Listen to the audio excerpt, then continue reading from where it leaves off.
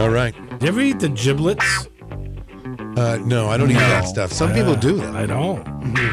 That's gross. Jesus. I don't like it. Well, we're going to start with Len Lorenz. I don't know. I don't have an answer. No, you have to have one. Yeah, I don't have none. Okay, we're going to go around. We'll go to Mike Doyle. I said neck. You said neck. Okay. Steve? I said the beak. The beak. That's good. That's good. Peter? What did you say, Len? I didn't say anything. No, I'm giving you a chance now. Yeah, which one of ours two do you want to use? I'm taking the neck, I guess. There you Taking go. the neck. All right. Well, I also said neck. Yeah, there you go. Wow. What I a took a great... long time to stuff a turkey for 11 hours. For 11 hours. 11 hours. How come nobody said rump? Well, because that's where you That's stuff it, Eric's don't you? answer. No, you stuff it in the. Don't you stuff it in the neck cavity there, right? The neck cavity. You do? The Yeah. neck? Oh, you don't put it in the other end? The other end is the. Wow. Thank everyone for playing today. The other end might be where we find the key. Right. Yeah, well. Oh, really? Where the hell is that key? I don't know. I'm telling you. Mystery. Look in Eric's cart or his fanny pack. I don't think or it's Eric. something. Eric wasn't here on Tuesday. No, he was here Monday. He was here Monday. It went be back missing on on Tuesday, right after the appearance of Alderman Bill Berry on Matt's show.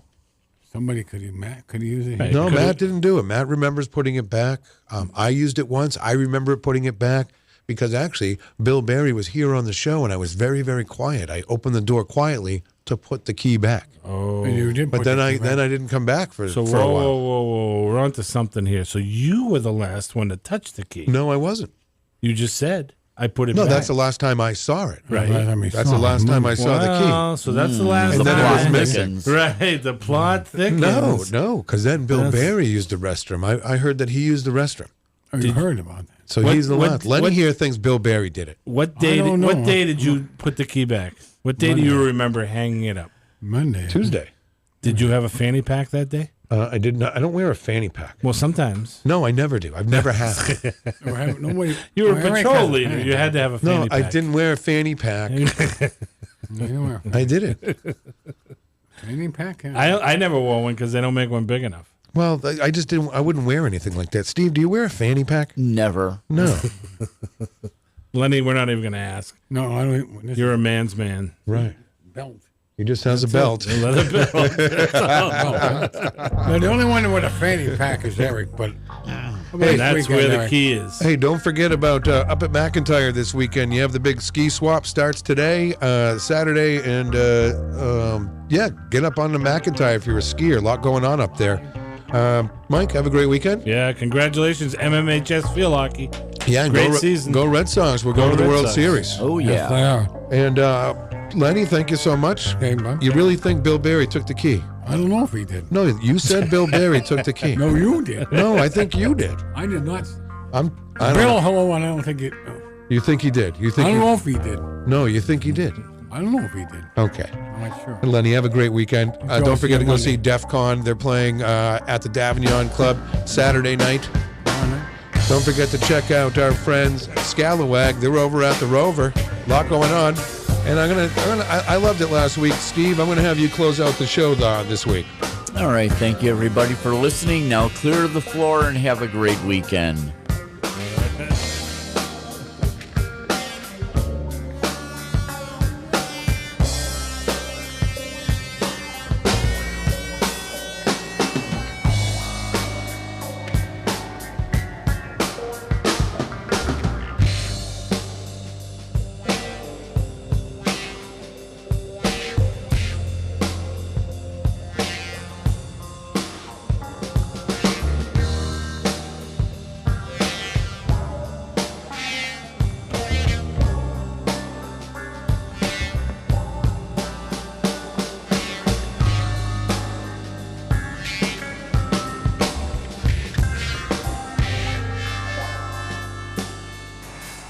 Good evening, I'm Glenn Willett, and I live at 112 Auburn Street.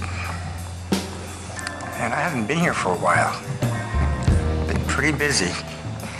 You know, education is very important. And now that I have books, now that I have two teenage sons of my own that I'm settling in, going to school in two different countries, it's a lot of work.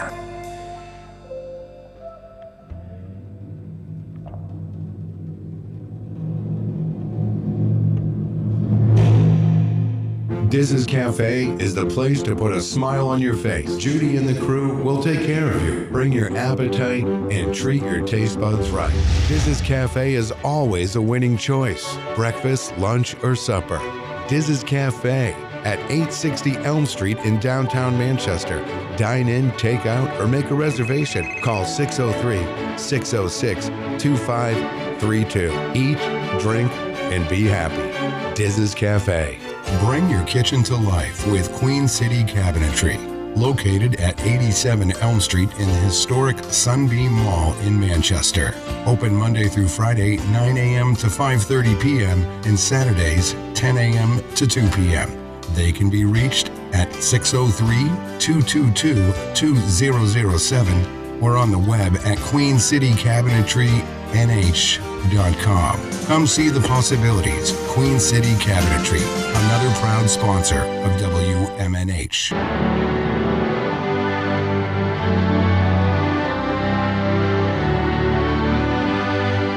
You are listening to WMNHLP, Manchester's radio, broadcasting at 95.3 FM from the top of 1000 Elm Street.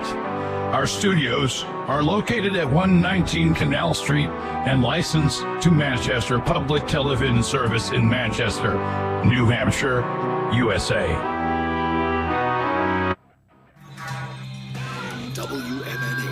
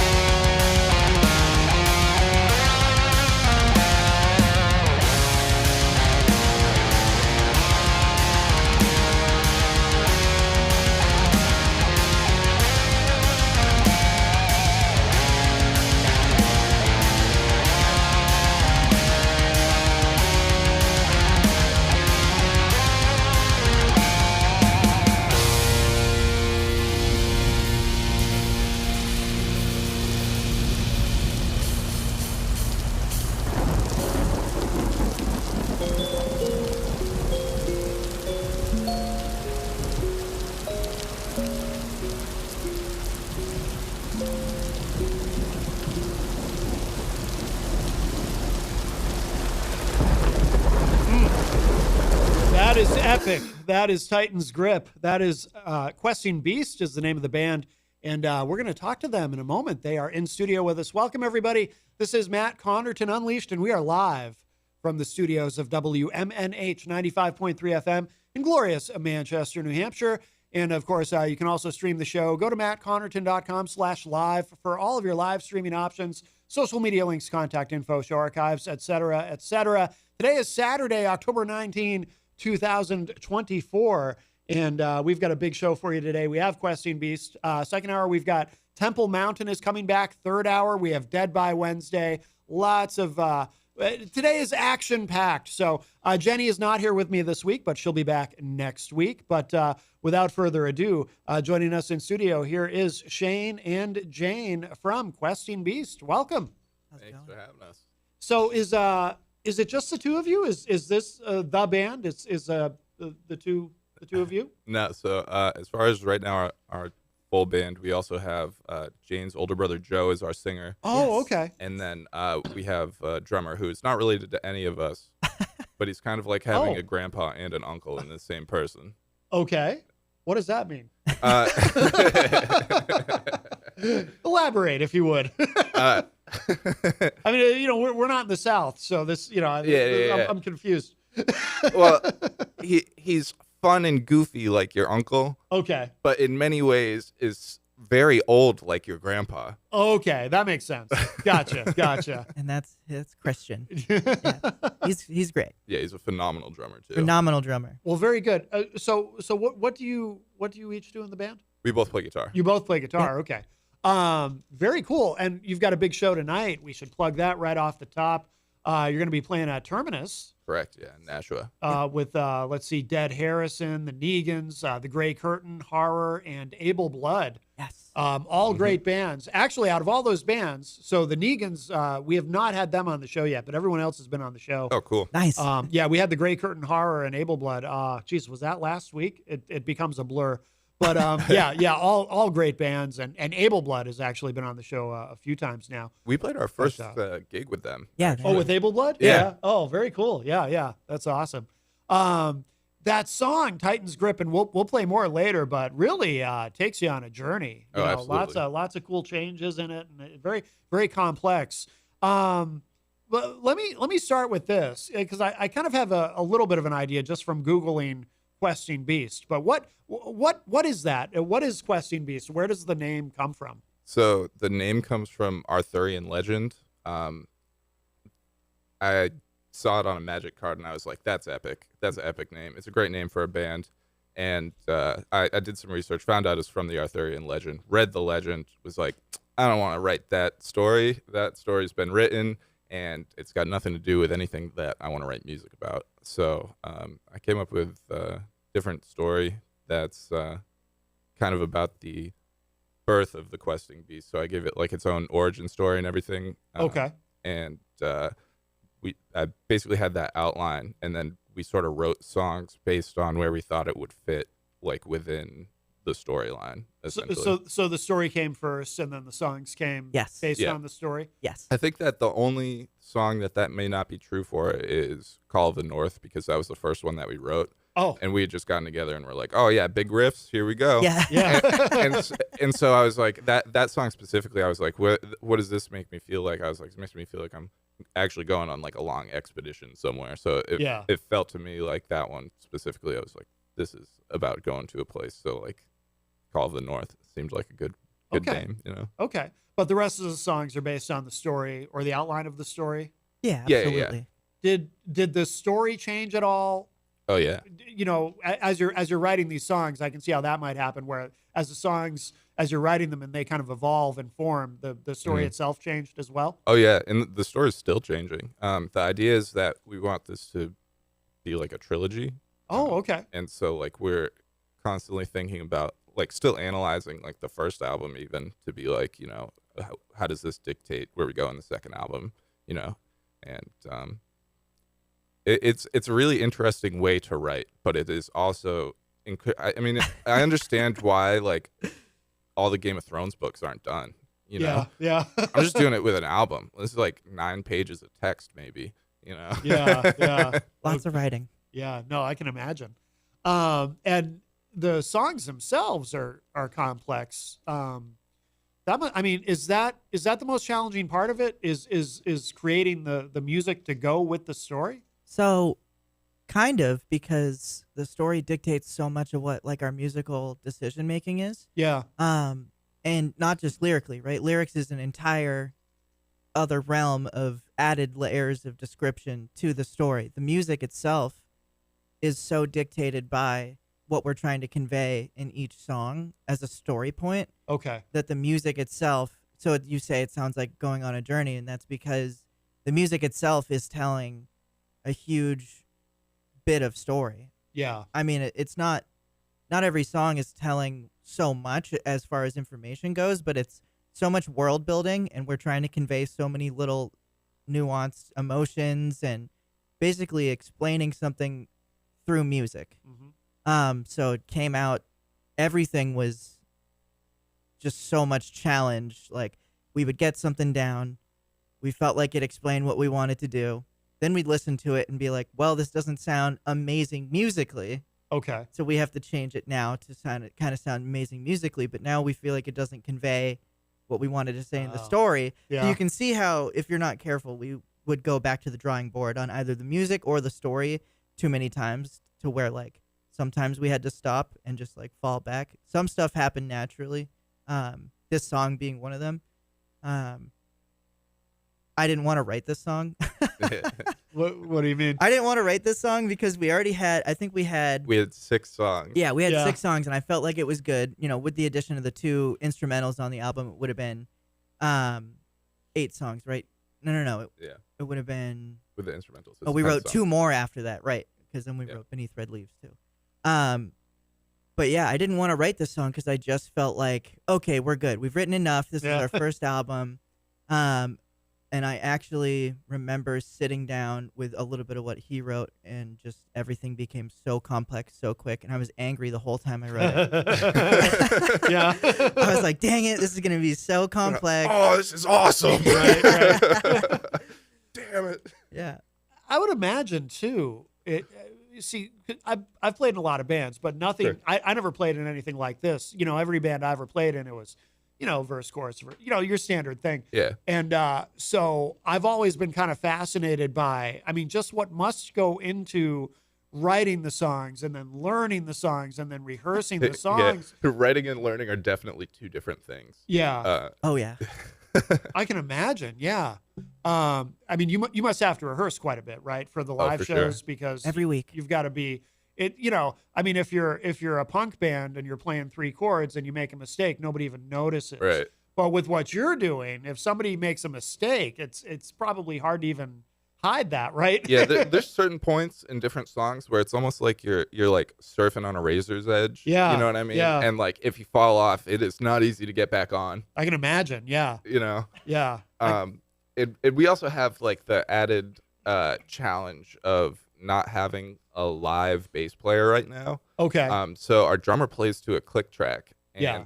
So we have like bass tracks at the moment. Yeah. But it allows us to do cool things, like it automatically like switches out the synth patch that we're using as we're playing and stuff like that. So Oh wow. it allows us to like use all these different synths that we made for the record live too. Yeah. Okay. Yeah, it makes it a little bit easier. Recording and learning and playing are just whole 3 separate things for this. Yeah. Recording is so bit by bit, sentence by sentence, basically. If you think about it in terms of writing a story, it's like writing sentence by sentence, let alone lyrics. I don't even get in on lyrics. I'm more on the music side of things. Yeah. I contributed 1 lyric to this whole album, truly. And so, yeah, like writing it just is so intensive. And I mean, it took us 2, almost 3 years to just write this. Any music that we're going to write that's expanding on this is going to take us probably a similar time frame. Yeah. But then learning it is like, okay, now that we have the finished product and all the riffs are what they're going to be and all the orders of everything is pretty much decided on, now try to learn all that while standing up, switching effects, and doing backing vocals. And then sometimes you're like, oh, I can't, we have to figure out, delegate who's going to play what sometimes. Yeah. Like, sometimes we need to put something in a backing track because there's too many parts. Oh, okay. Stuff like that. So it's a whole puzzle, you know? Yeah. Yeah, like the beginning of Titan's Grip. We don't hire 3 dudes to come up and play that harmony at the beginning. Right. Would be great. We don't have it like that. Yeah. So who plays bass on the studio tracks? Does one of you do that, or? No, so we got a guy, his name's Chase Bryant. He plays in a band called Warbringer. They're like a LA thrash band. I was going to say, yeah, I've heard awesome. of Warbringer. Yeah, they're great. I love them. Shouts out Chase, nicest guy, amazing bass player. Played the whole album on fretless bass in 2 days. No kidding. Yeah, Yes. finger Wow. style. Yeah. Yep. Wow. He's a Absolute monster. absolute Yeah. monster, absolute great guy. Super happy to have him just doing his thing. It was awesome. That's another thing that I'm always impressed, because I'm a bass player. So, Oh, right on. but I've never played a fretless, and that always impresses me too. Oh yeah. Yeah, I mean, a lot of people, when I tell them that he's playing fretless on there, they can't even tell because it's just so in tune. Yeah. You know? Yeah. Yeah. Our friend Lacey, who I am in the chat room, says that's why so much can be lost in studio work. So clinical. I see Jenny is in there as well. Hello, good morning. So when you do you play these live before you record them, or do you? Yeah. Do you? Okay, so you don't go into the studio and then once that's done start playing them live, or? No. Well, we like demo out all the tracks. Yeah. So we've got Ableton on my computer at the practice space. Yeah. And we just record on that, the demo version. Okay. Send that off to the studio that we actually want to record at. We went to Mad Oak Studio in Alston and recorded with Benny Grotto. Okay. Who did a great job. Yeah. Yeah. No, Shout out to everything sounds amazing. Yeah. But so sometimes we kind of play it live before we put it into the demos, but most of the time we get the demos done. We get that to a point where we like it, and then that's when we start the learning process. Okay. And then we go in and record for realsies. Yeah. and yeah. go into the big boy studio. Yeah.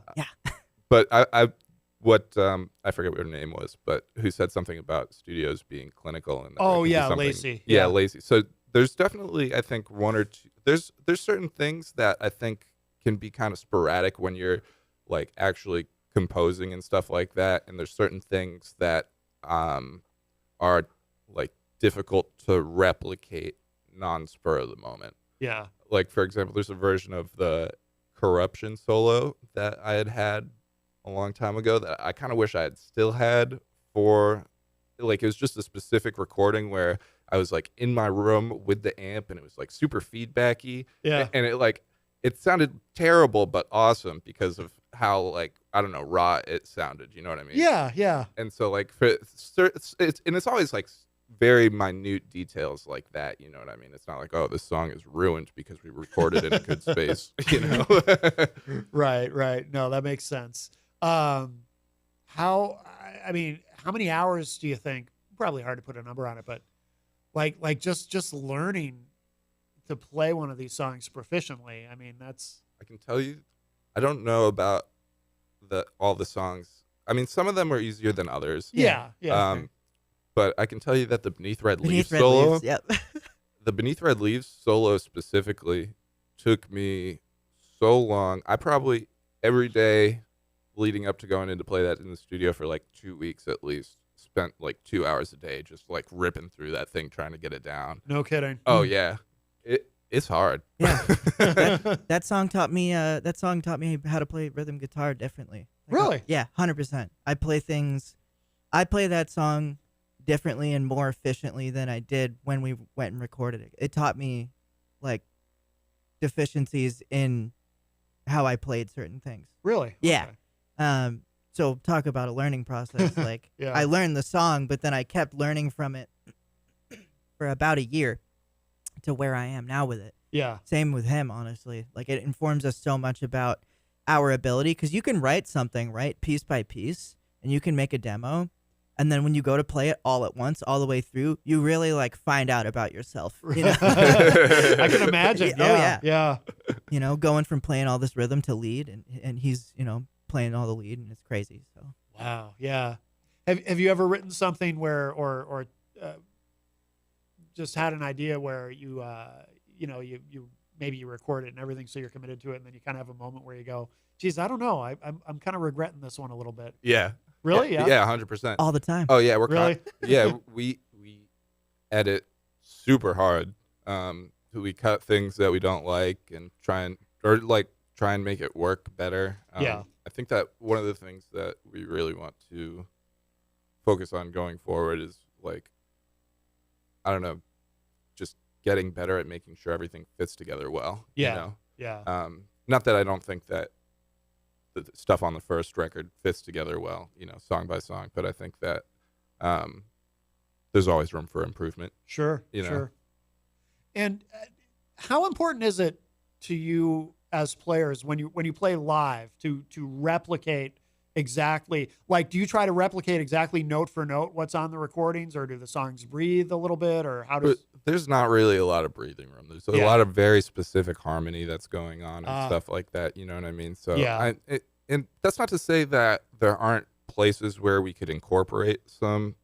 Sure. Yeah. I'd say as far as note choice, it's never different. As far as certain stylistic things, we goof off a little bit here and there.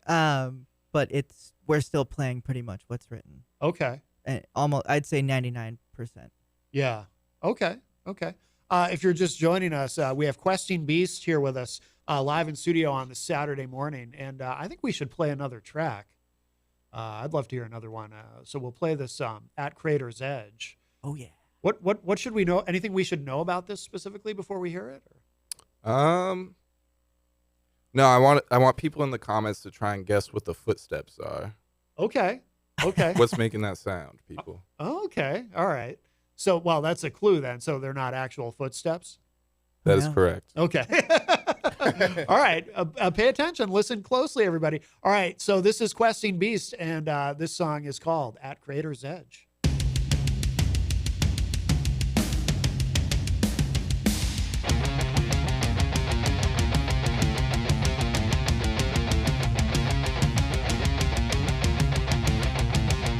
Hey, everybody, I made a mistake. Sorry about that. Let's try this one. I'll edit that on the podcast. There we go.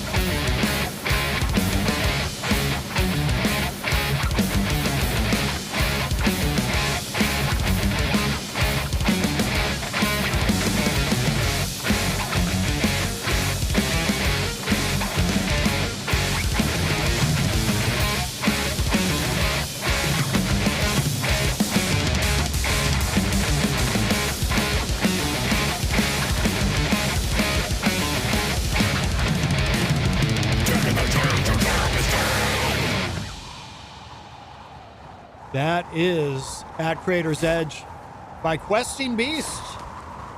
We have 2 members of the band. There's those footsteps again.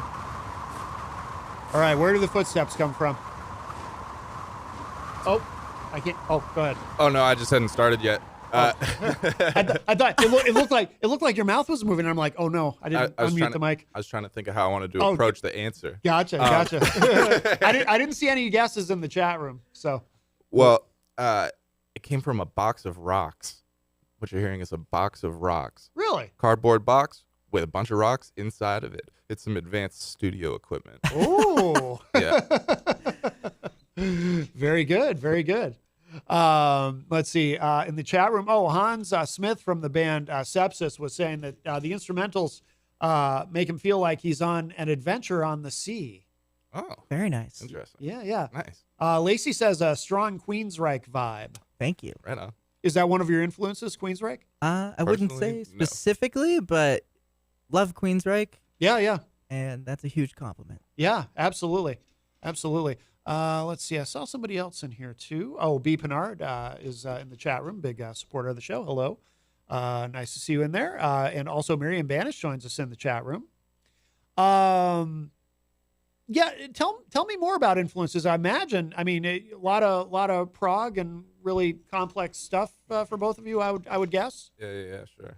I'm just gonna do a quick top 5. Yeah. So for me, like my favorite 2 bands are Death Clock and Queens of the Stone Age. Yeah. And so I feel like my guitar playing is kind of like somewhere in between those 2 sort of bands. But outside of that, Baroness is great. Mastodon as well. Both of those bands, I think, were actually very influential to me throughout the writing process of this first one, just as far as their ability to take these big sprawling concepts, like from start to finish on these records, Yeah. in their own ways. And I guess I have to think of, I said 5. You did say 5, yeah. There is another one. I know for sure there's another one. I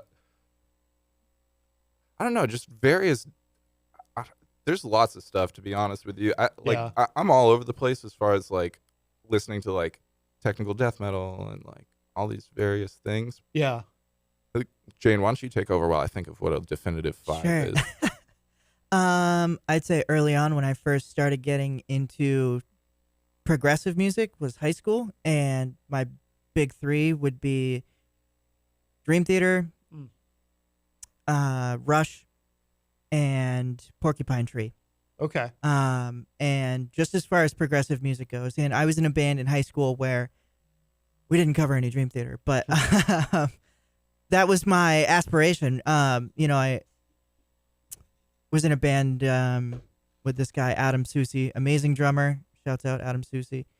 And we just covered these prog songs, and that's a huge influence on me. I religiously listened to Dream Theater, Rush. I grew up on Rush. My mom introduced me to Rush when I was really young. Yeah. And then the heavier side of things, I started to get into, like, I started off with some like metalcore bands. I think my earliest like real heavy band influence was a band called As Blood Runs Black. Okay. An old metalcore band. But I started to really get into more technical death metal and stuff like that when I got into college. But I come from a very diverse background. Like, I was a jazz musician growing up, and I love hip hop. I made a lot of hip hop too. So I really, yeah, for sure. And that was a humongous portion of my education in music. Yeah, you know what I mean. Yeah, was all those influences.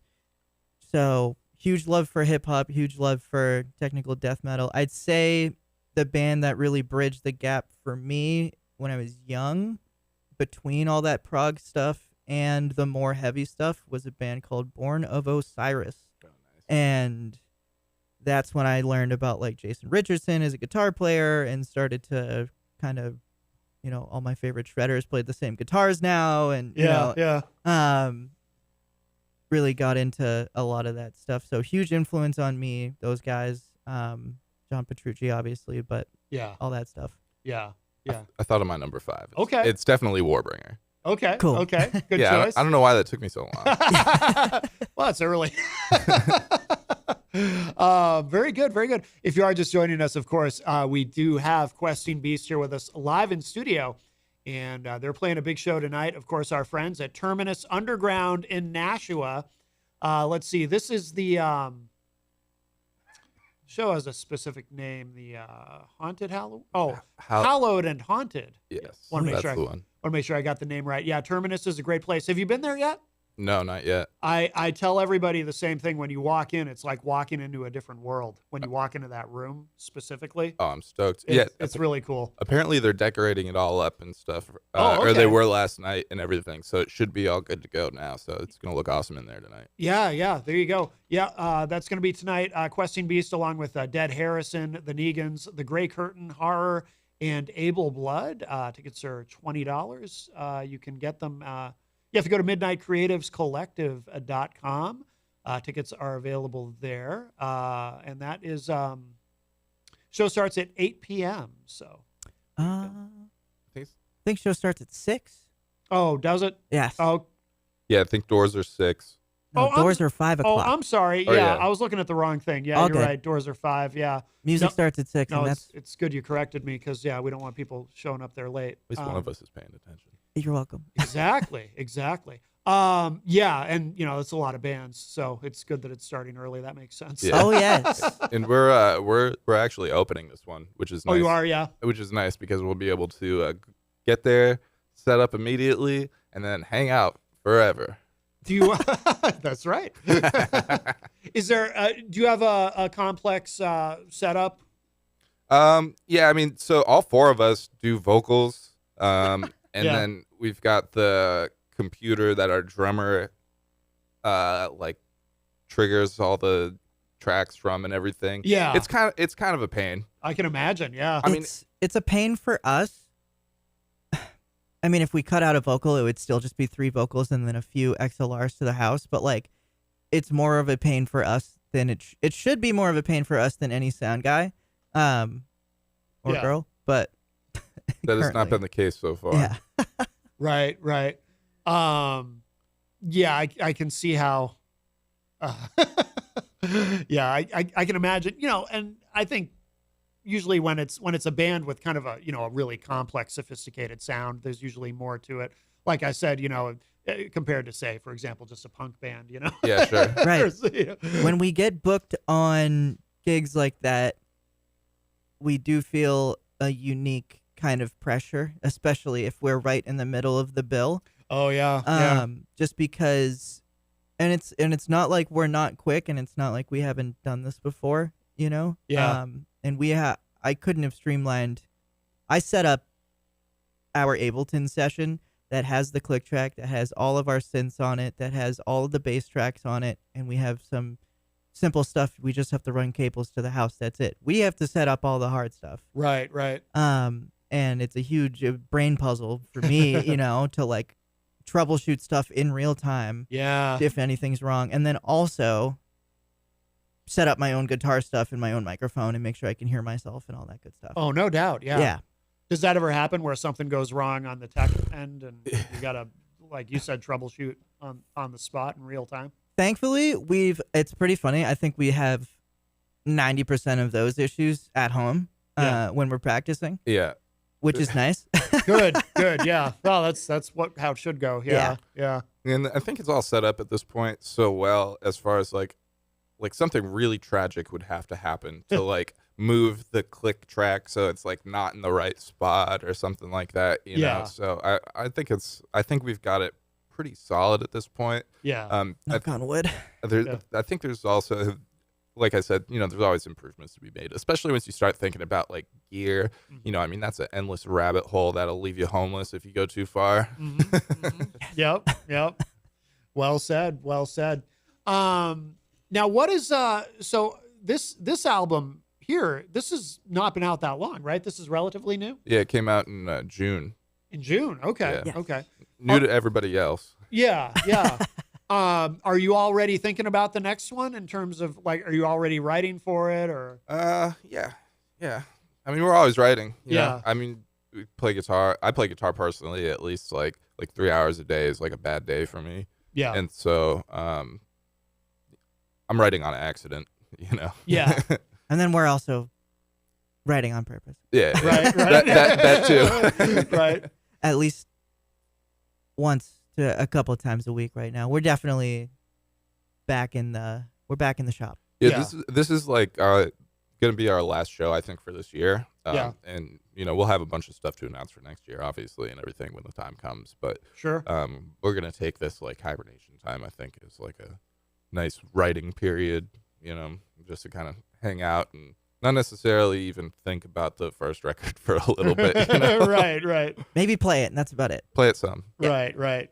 Yeah, you're gonna have to even during your hibernation period, shall we say, you're still gonna have to play it, because you don't want to risk forgetting any of that. You gotta. Yeah. You definitely gotta keep the coals stoked. Yes. Right. Yeah. The upkeep on this stuff is unlike anything I've ever had. I can imagine. Yeah. It's impossible for me to store certain things in a spot in my brain that's gonna stay forever. Yep. Unless I play it all the time. Yeah. There's so much stuff up here, so. Yeah. No, that makes sense. Do you play the full album live? We have. We did it at our release show. Okay. We did it front to back. Okay. I wouldn't mind doing that again, but a lot of the times it doesn't seem like the most prudent way to get through a show. And a lot of times we're only getting like half-hour sets and stuff like that too, Yeah. What is it? Because some of the songs are pretty long, but Yeah. Right. What does it clock out at? Do you know? 43 minutes Oh, total. okay. Yeah. It's not that bad as a whole. There's a lot of like interlude stuff. Yeah. And as far as what we're playing, it's probably closer to like 40 minutes. Okay. The issue is to play this album in the time span that's outlined as it is for everybody to listen to live is, pretty exhausting. Yeah, I can imagine. Yeah, you need like a few minutes in between to take a deep breath. And because we do go song to song sometimes. Oh, do you? Yeah. Oh, for sure. Yeah. I don't think that the album itself is in the best order for a live show, though. Yes.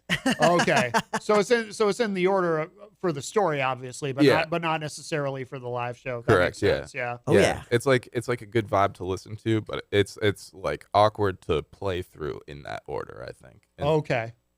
No, that makes sense. Hans Smith in the chat says, "Let the hibernation begin." Yeah, well, I mean, that is what a lot of bands do, though. At least in this part of the country, in the winter, focusing on writing and recording. Yeah, exactly. I mean, what am I going to do? Go drive, 5 hours to play for $50 in New York when it's like snowy outside? Like, Yeah. it's going to be cold. I'm going to smash my fingers while it's cold. Who wants to do that? Yeah. That's something I don't miss about. There are things that I miss about playing live, but that's one of the things sure. I don't miss is doing shows in the winter and if the weather's bad and then you don't know, is it going to be canceled? Are you going to get there and find out it's canceled? Right. There's a lot that goes with it that can be quite miserable. Yeah. No, exactly. Well, we'll begin to wrap up. We'll play. I was thinking we to end the segment, maybe we'll play Corruption.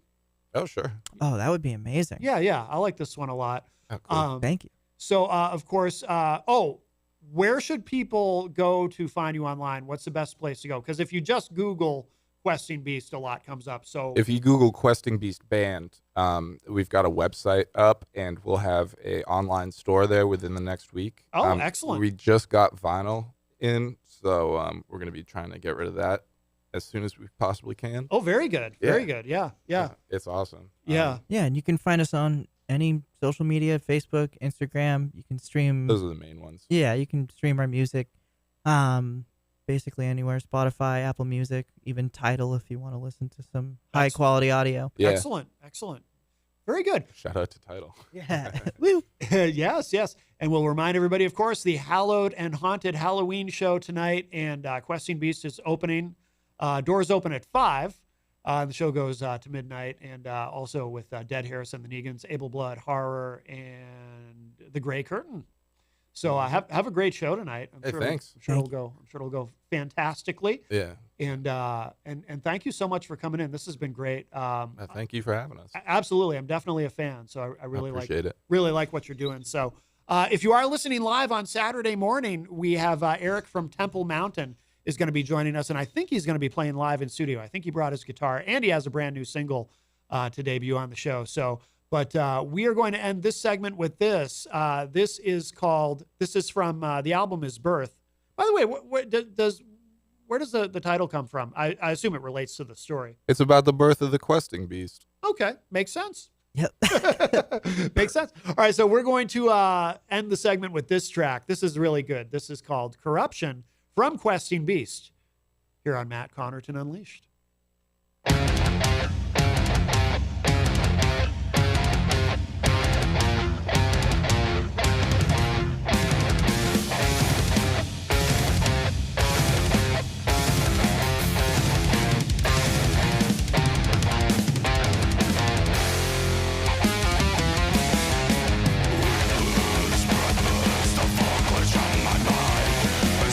Crimson fills her lungs, my thoughts cast back in time. She stirs with the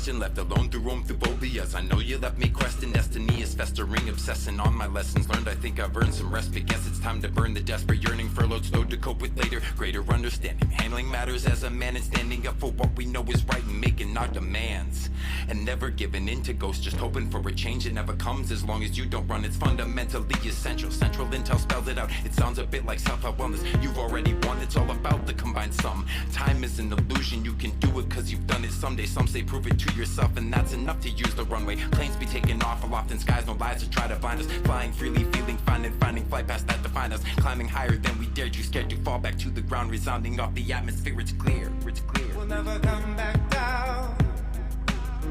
Oh no.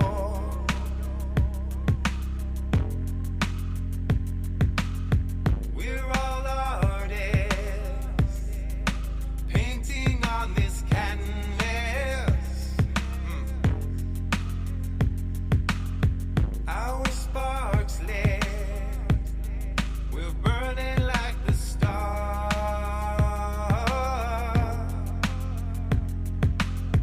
We've got scars and we've earned them working hard, so hard. Well, you know that you got this. I said, well, you know that you got this.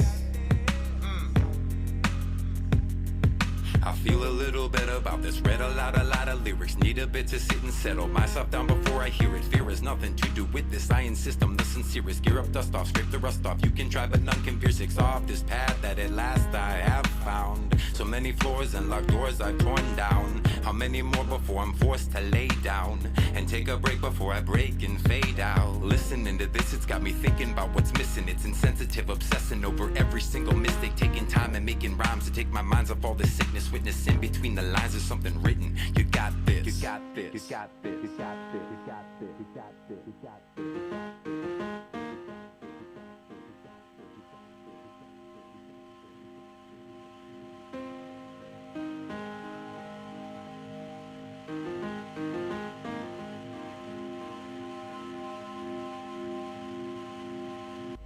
Well, you know that you got this. I said, well, you know that you got this. Peeking through these windows, watching people fall when wind blows, holding on to hope that no one folds beneath the weight of carrying their burdens, hurting inside and out, crying, trying to be something someday, some way, somehow, someone that they can be proud of. Show the world what they climbed out of, holding on to who they were while turning into something more. Be putting keys in their own doors, ensuring deeds to just be sure, so they won't need to need no more. Indeed, we plead to lead the score, imploring we don't need to war. We can be we without being forced. We without being forced. We without being forced. We without being forced. We without being forced. We without being forced. We without being forced. We without being forced.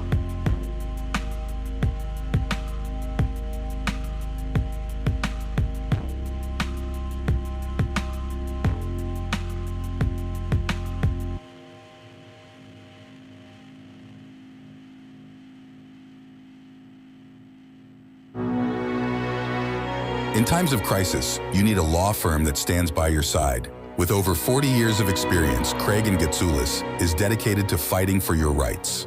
As former state prosecutors, our attorneys have the knowledge and trial experience to provide an aggressive defense against any charge, from DUIs to homicides. If you've been injured, our compassionate team will assess your case and fight for the compensation you deserve. Serving all of New Hampshire, Craig & Getsoulis is here when you need us most. Visit CraigGetsoulis.com or call 603-555-1234 for a free consultation. Craig & Getsoulis, your advocates, your allies. Bring your kitchen to life with Queen City Cabinetry, located at 87 Elm Street in the historic Sunbeam Mall in Manchester. Open Monday through Friday, 9 a.m. to 5:30 p.m. and Saturdays, 10 a.m. to 2 p.m. They can be reached at 603-222-2007 or on the web at queencitycabinetry.com. WMNH.com. Come see the possibilities. Queen City Cabinetry, another proud sponsor of WMNH. Diz's Cafe is the place to put a smile on your face. Judy and the crew will take care of you. Bring your appetite and treat your taste buds right. Diz's Cafe is always a winning choice. Breakfast, lunch, or supper. Diz's Cafe at 860 Elm Street in downtown Manchester. Dine in, take out, or make a reservation. Call 603-606-2532. Eat, drink, and be happy.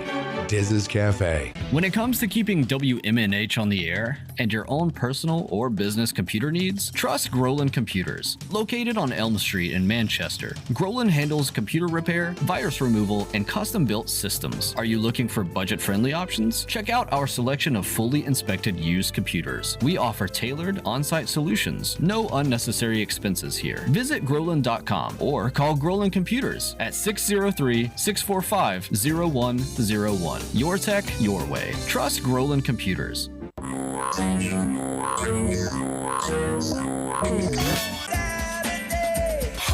Midnight. 7 times out of 10, we listen to our music at night. Thus spawned the title of this program. Late Night Delight with DJ Midas, right here on WMNH Manchester. You wanna know why? Because I'm on the radio. Saturdays and Sunday nights, midnight to 4 a.m. This hour on WMNH is sponsored by CGI Business Solutions, located at 5 Dartmouth Drive in Auburn. They serve all your business needs, including employee benefits planning, corporate design and business administration, investments and wealth management, and customized business insurance solutions. Their phone number is 866-841-4600 or on the web at cgibusinesssolutions.com. Behold the harmony of airwaves as you immerse yourself in the captivating frequencies of WMNHLP, the sonic heartbeat of Manchester, transcending through the ether at 95.3 megahertz frequency modulation. Our transmissions emanate from the zenith of 1000 Elm Street. Venture into the heart of our creative realm at 119 Canal Street, where innovation and sound collide. We bear the imprimatur of Manchester Public Television Service in the venerable city of Manchester, New Hampshire, USA. Enrich your auditory journey with the depth of our licensed resonance. Dispatch your missives to WMNH953@gmail.com or traverse the virtual corridors of WMNHradio.org. Engage with our sonic vibrations by communing with us through the digital channels. Your radio beckons, eager to enthrall you with its mesmerizing cadence and envelop you in a symphony of boundless auditory wonder. WMNH, rip the knob off.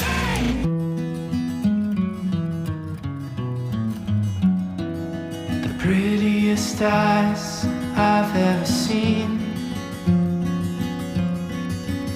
Oh, your lips don't move, it's when you blink. You show me what you mean. And I would do anything just say it's true, so just breathe, look at me, I love you. Had a dream we were dancing all night. Oh, I never danced a waltz before, but with you my feet move right. And I would do anything to just say it's true. So just breathe, look at me, I love you. And as you fall asleep, I count the sheep that's playing through your mind. And I watch your flaws hanging off your jaws and the feelings that you hide. Oh, your golden hair swinging in the air as the quiet wind subsides. In your loneliness, I'm your only and you're mine.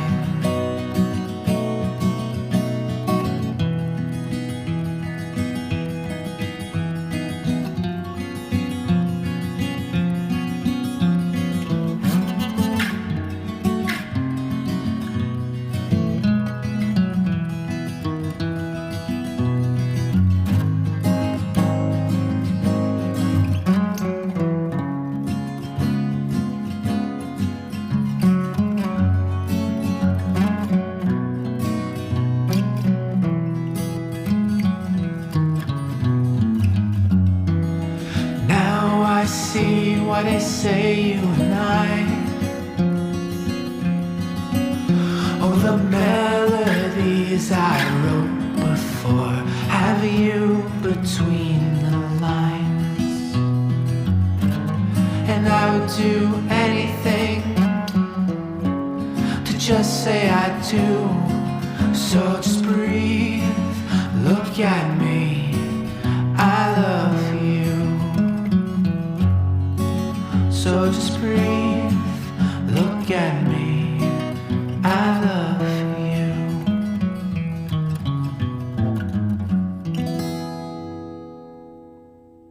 What a beautiful song. That is called Stacy. And we have the writer and composer and singer and guitarist and from Temple Mountain is here with us live in studio. Let me get that mic up. Hello, Eric. Hey, how we doing? Let's see. How do I sound? Good. I'm just boosting that volume a little bit. Heard. Eric's going to play live for us this morning, so I want to make sure we can hear you.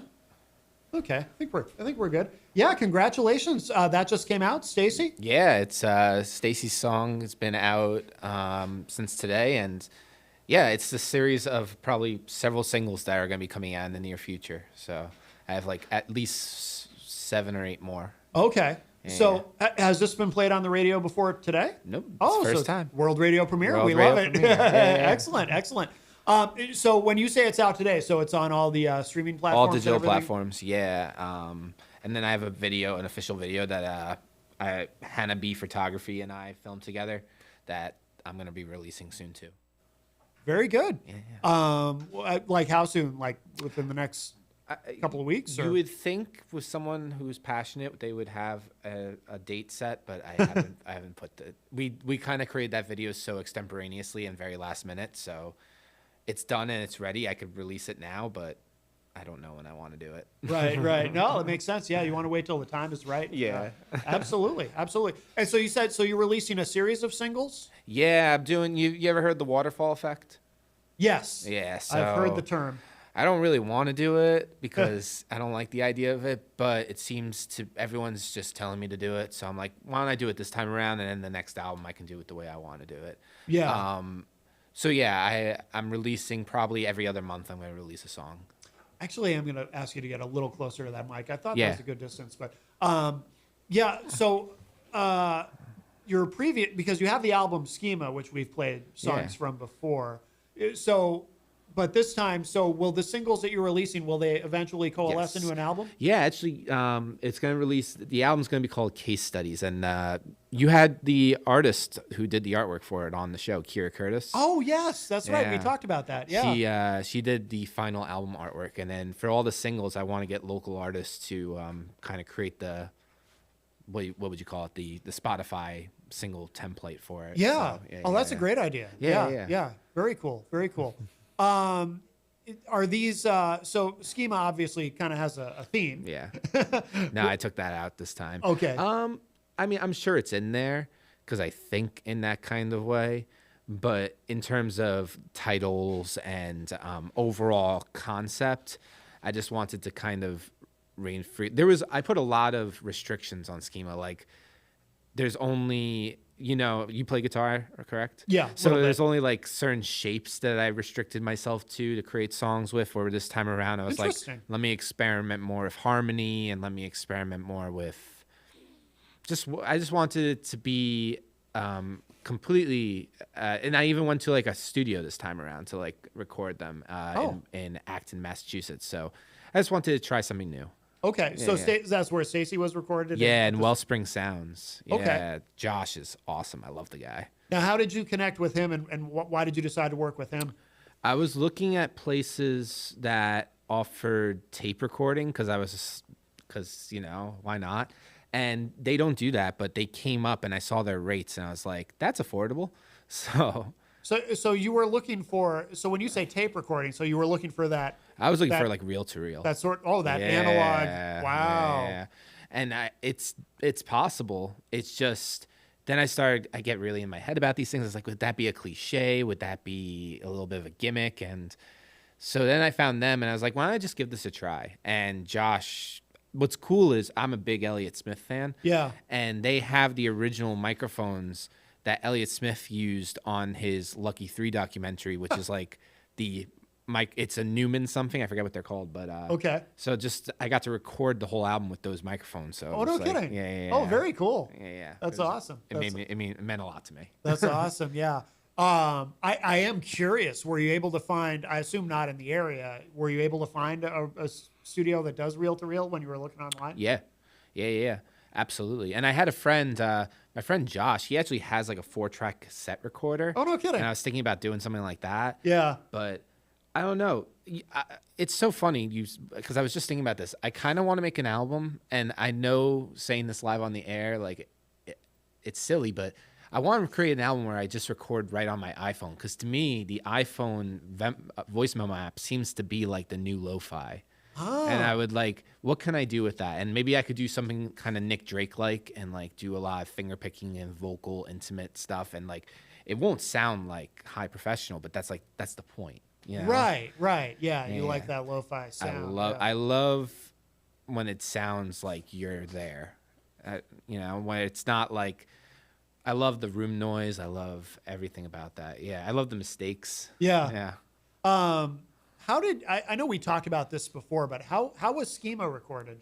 In my farmhouse, just with like a simple microphone and a Logic Pro and a laptop that couldn't handle Logic Pro. Yeah. And then I just kind of figured it out. I mixed it myself, so I just did it by ear. Like I don't really know how to do compression or mix, EQ, and it shows. But I'm really happy. I'm really proud of that album. Every time I listen to it, I'm always like, oh, I still like this. Yeah. Which That's good. That hasn't happened before. Yeah. Really? Yeah. Have you been self-critical in the past of some of your pre-Prozac? Yeah. Really? Yeah. That makes sense. Yeah. That makes sense. You want to play something live for us? Sure. Could I play an Elliott Smith song? Actually, you can play anything you'd like. All right. This is an Elliott Smith song. It's called Angelus. All right.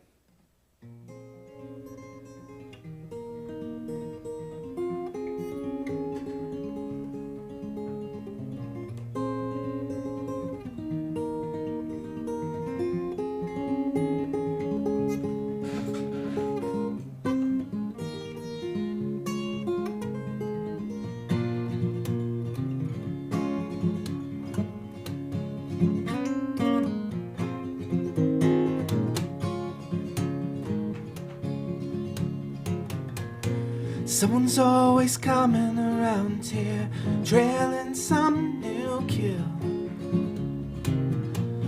Says I seen your picture on a $100 bill. We'll take aim of chance to you in this one of real skill. So glad to meet you, Angelus.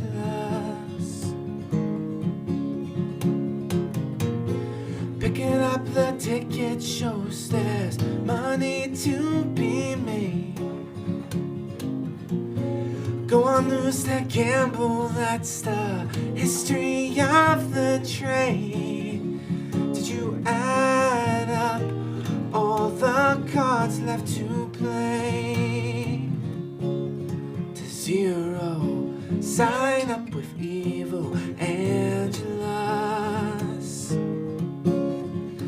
Don't start me trying now.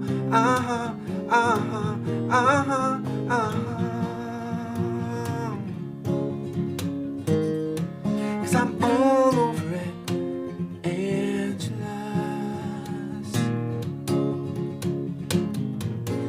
I can make you satisfied with everything you do. All your secret wishes could right now come back to you. Be forever with my poison arms around you. No one's gonna fool around with us. No one's gonna fool around with us. So glad to meet you, Angelus.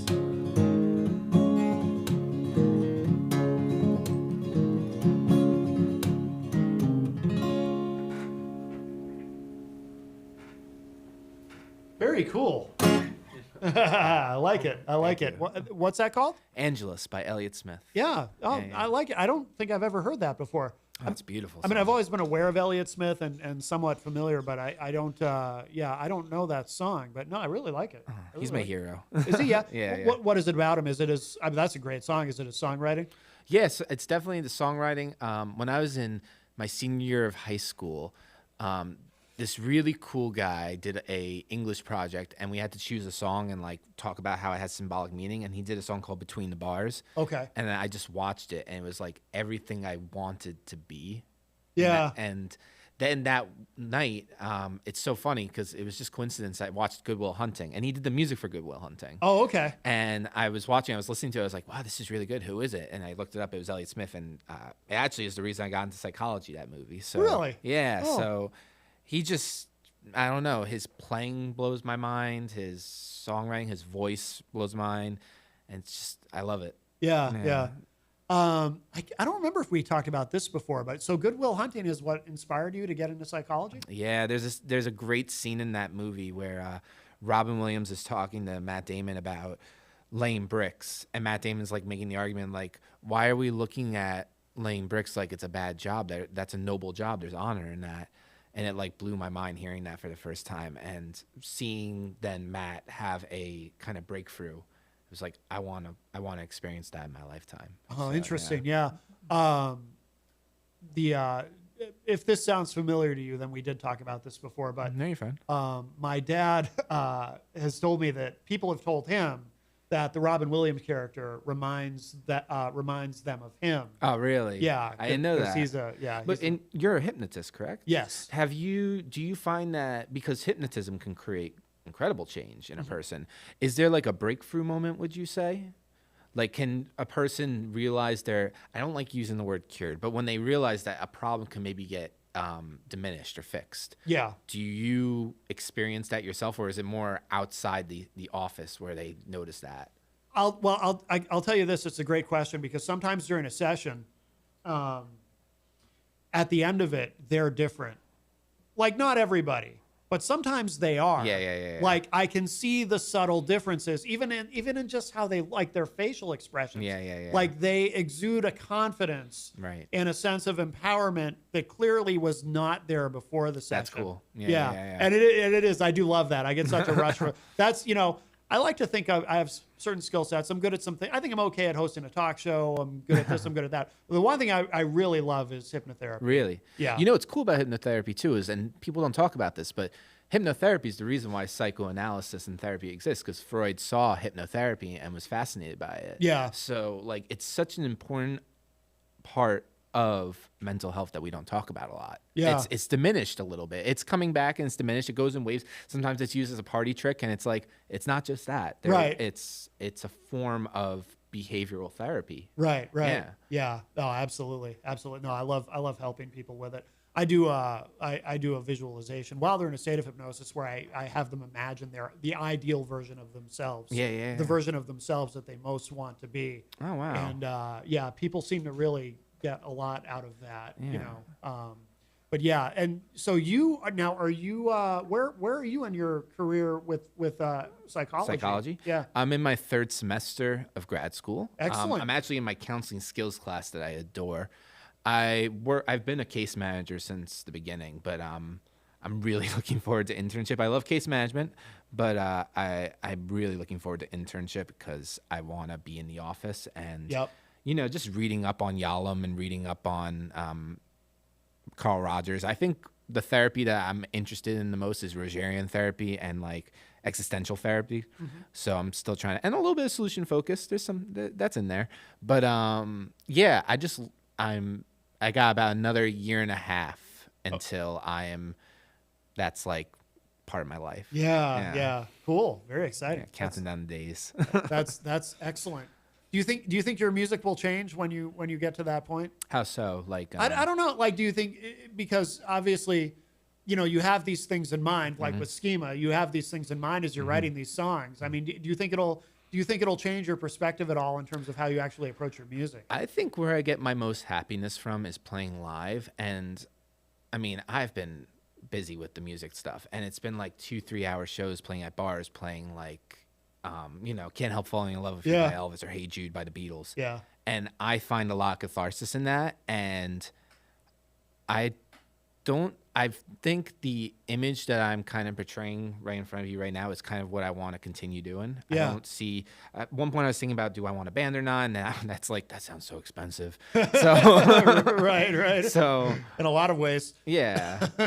I think I want to find a healthy balance, like, and it sounds silly, but almost like the Batman thing, by day I see patients and I see clients and I help the best I can and I grow and build relationships. And at night I play music and I grow and build relationships. So that's, and then, somewhere in between that also, I'm a happy husband and father. So to me, that sounds like the ideal life for me. Yeah. Yeah. Do you think people overlook the benefit, the psychological benefits of music? Like, do you think it's funny because I've never really thought about it before from this angle, but as we're talking, it occurs to me like, music in and of itself is such great therapy. Even just listening to it, it can really affect how you feel. And but sometimes I wonder if people don't. I mean, a lot of people do, even if they just don't realize it necessarily consciously.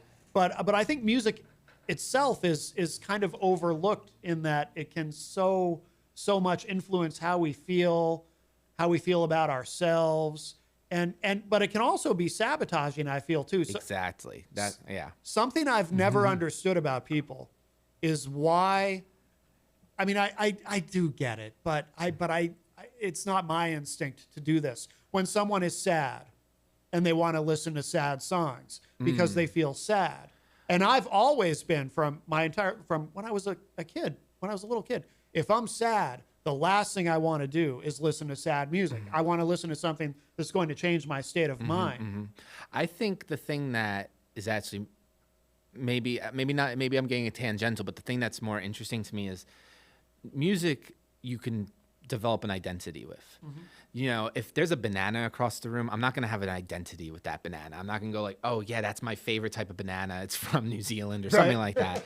I don't know if New Zealand grows bananas, but with music, it can get really etiolating because there can be times where I've had moments where music is my best friend on certain days. And there's certain days where it's just like, oh my God, I've listened to Room for Squares by John Mayer nonstop for a week, and then I have an identity crisis. Yeah. So that part doesn't get talked about enough, where especially if you're into the arts and you pursue the arts, you have moments of imposter syndrome and identity crisis. And yes, music can be your best friend at the end of the day.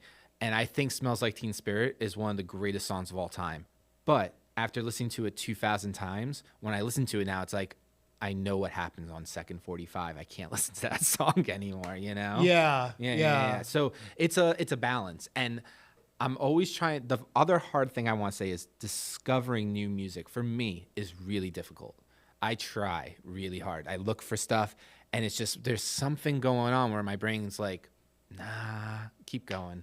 And when I do find something new, like right now it's been hip hop. I'm like obsessed with, just like we were talking about before the show, making like beat making and stuff like that. Yeah.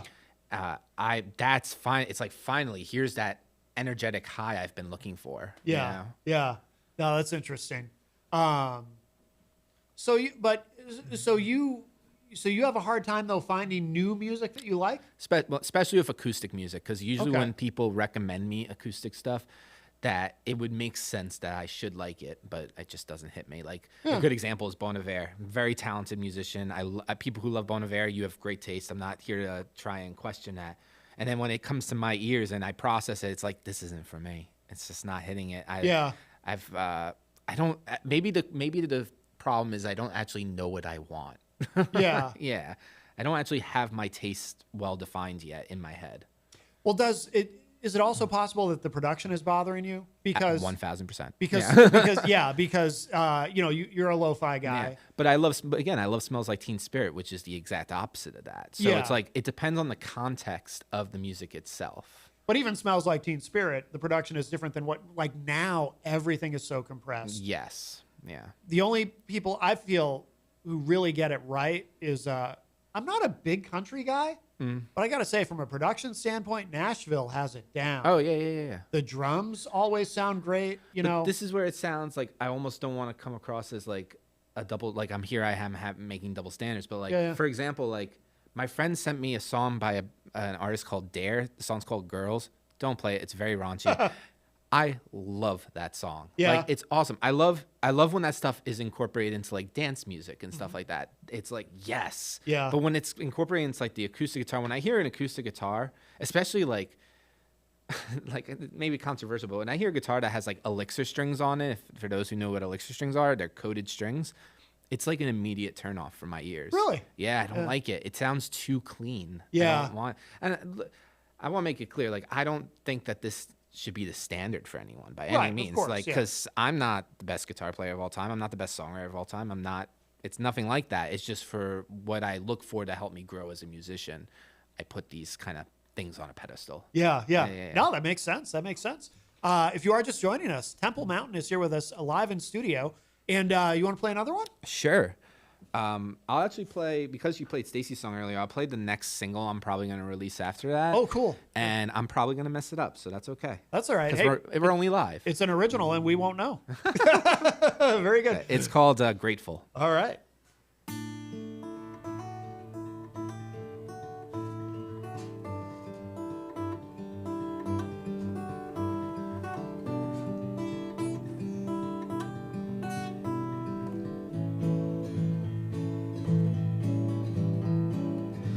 Choice of color so profound, different shades of black and gray. And you say the world is round, but that's seen in different ways. And I noticed you're holding me so tight, with a breath that is only one way. Oh, it's alright to say that I need you, so grateful to met you this way.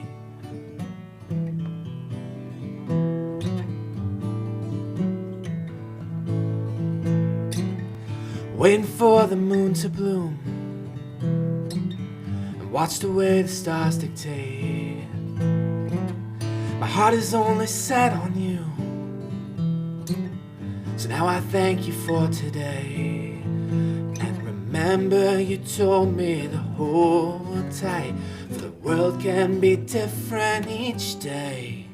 Oh, it's alright to say that I need you, so grateful to met you this way. Stand behind again, backs are facing in, with voices all around, but we never made a sound. Know your story's so profound, now you choose to live each day, and it's never up or down. There's not a side that leans your way. And remember you told me to hold tight, for the world has asked you to say. Oh, it's alright to say that I need you, so grateful to met you this way. Oh, it's alright to say that I need you, so grateful to met you today.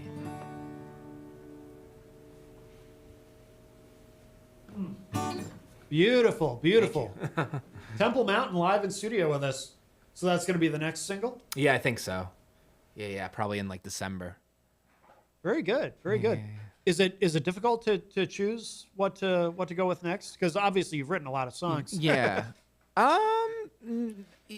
Yes and no. I just kind of do it, but I don't put too much thought into it. Like this sounds silly, but like I know social media is important. I even think you were just talking about that with the last artist, how important it is or maybe that was yesterday. The social media is just so important to do as an artist, but I just don't see it as important. You know, if I wanted to, I can pay $20 and get like 50 fake likes on my Facebook account, you know? Right. So like it's artificial. Like it's all controlled. Like it's not the same as when I go live and I play a song with someone and connect with them and they come up to me after the show and say, hey, that was really cool. Even if it's just one person, that means way more to me. So Yeah. I don't put too much thought. I do allow the releasing and stuff like that just so I can get gigs. Yeah, yeah. No, it makes sense. Jenny was just reminding me too online. Do you teach as No. well? Oh, you don't? Teach music? Yeah, I think that's what she meant. No, Oh, okay. I'm not much of a She's- teacher, she's unfortunately. Thinking of somebody else, yeah.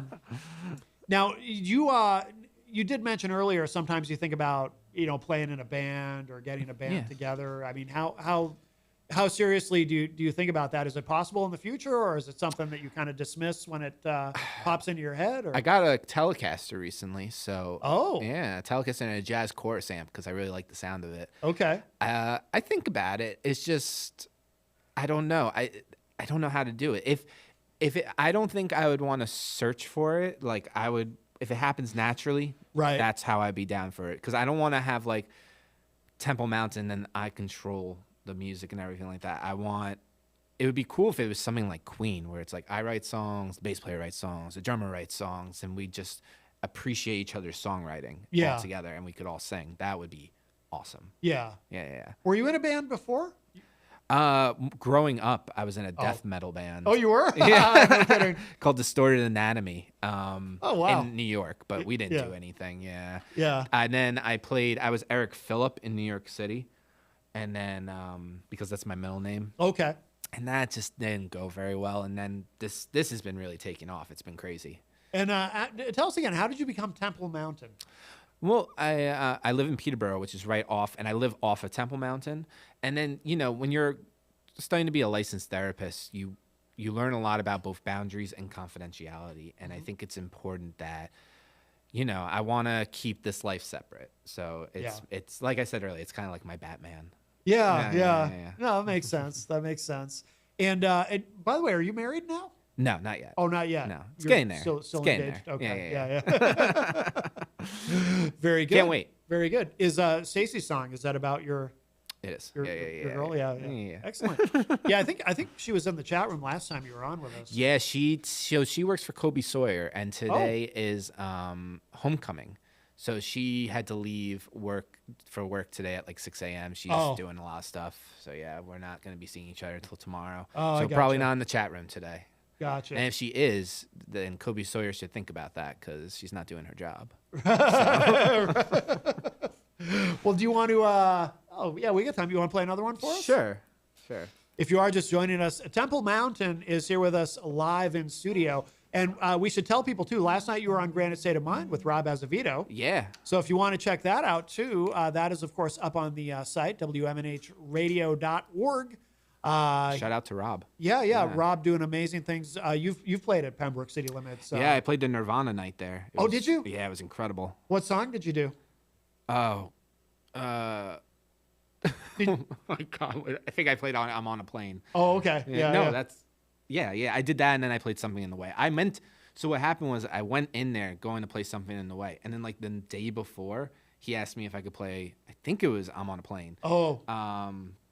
And I was just like, yeah, okay.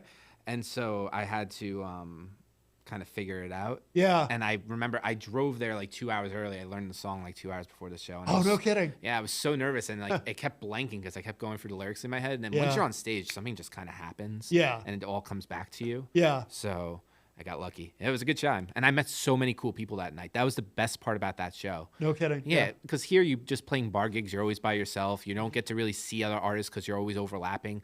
Rob did something great where he got all these people coming together. Yeah. You know? Yeah. For those who don't know what we're talking about, so it was a show where everybody played just one, right? Just one Nirvana song? One to two. One to two, yeah.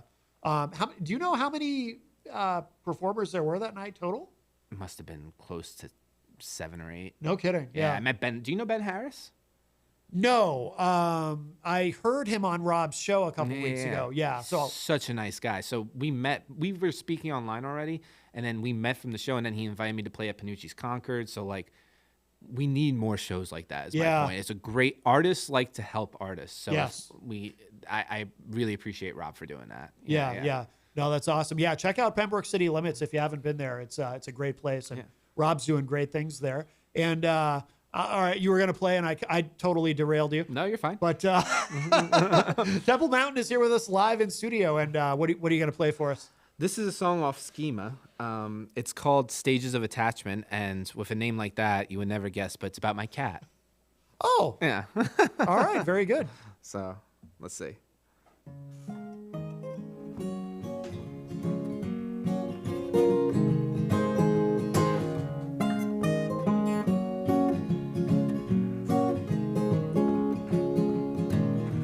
You try to wake me up, assuming I should rise. So pull my blanket up and stay here for a while. How a world just fell for you and the simple life you like. You could break all the rules or love you all the time. You're just a little thing, sheltered by these walls.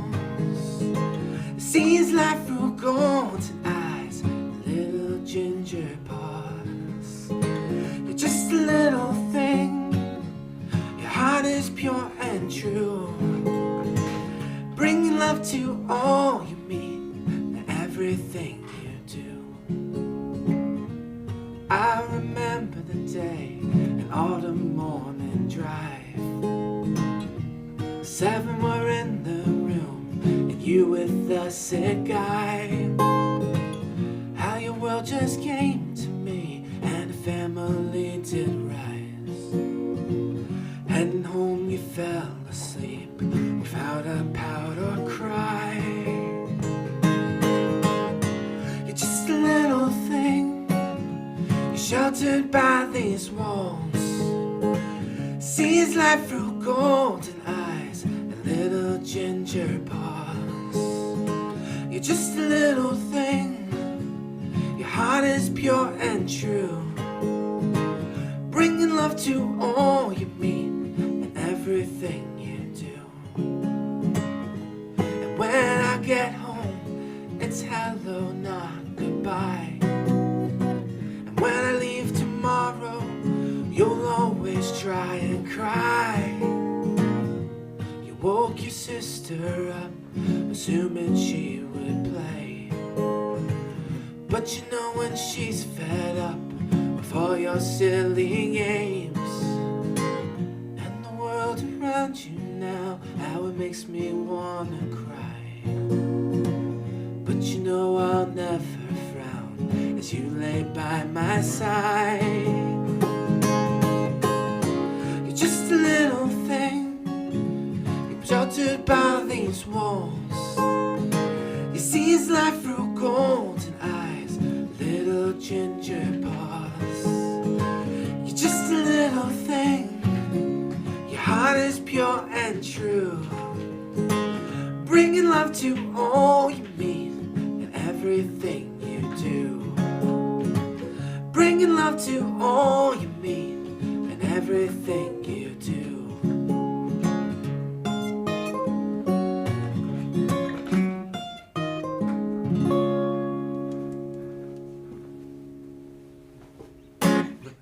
Very cool. Thank you. What's that called? Stages of Attachment. Stages of Attachment. Yes, yes. Jenny and I have 2 cats, and we love them very much. So I find that song very relatable. I appreciate that. Yeah. You don't? Do you know Dylan Patrick Ward? Does that name sound familiar? Sounds familiar. He's a local songwriter from Vermont. He has a song called The Cat Song. And when I heard it, I was like, oh, you can write about your cats? So that was the inspiration. We had recently, well, a couple months ago, we had the band Turbo Cats on. I played with them. Oh, okay. Yeah. I played them with that show at Terminus. Oh, right, They are so funny. Oh, yeah. Oh, my God. They cracked, like, in a great way. Like, they're awesome. And it was just like, they were so serious. They're like, this next song's called Licking Your Leg or something like that. It was just it was brilliant. They have that song, My Senior Lady Cat, which because we have a female cat that's, getting up there. So we could relate to that. It's really trendy right now to sing about your cat. Yeah. I think it's a great thing. Some people really don't like cats. And yeah, I don't get that. I think those people have some sort of psychological issue. Yeah, Who could not love cats? Well, just how can you not love any animal? Right. Besides a wasp, because they hurt. Well, that's not an animal, right? That's an insect. Yeah, is an insect not an animal or? See, I don't think so. but then we were talking about this on a Friday night on. Is cereal a soup? I'm a co-host on Retro Spectrum Radio with Paulie C, and Paul was saying that ants actually technically are animals, not insects, and it freaked me out. Huh. Because when I was a kid, my friends and I would light ants on fire in the summertime with a lighter, and now I feel terrible about it. Yeah. I didn't care when I thought they were insects. You know, the size of their brains alone what the size of them as an animal is alone like enough to be like, wow, these are very impressive creatures. Cats or ants? Oh, Yeah, their ants, really? prefrontal cortexes are huge. Really? Is that true? Yeah. See, now I feel really bad. Yeah. Wow. How old were you? Oh, I was probably like 10. Oh, yeah. Time's passed. You're fine. Yeah. I mean, You've probably done way worse since then. Oh, definitely. Oh, yeah. You have no idea. Of course. If you are just joining us on this Saturday morning, Temple Mountain is here with us live in studio. Are you playing a lot? You playing pretty consistently? Yeah, I have a show later today, and then this month I was playing a lot. September I played probably like close to 20 shows. Oh, no kidding. Yeah, next month I have probably, I think I'm at 15 right now. I'm trying to get more.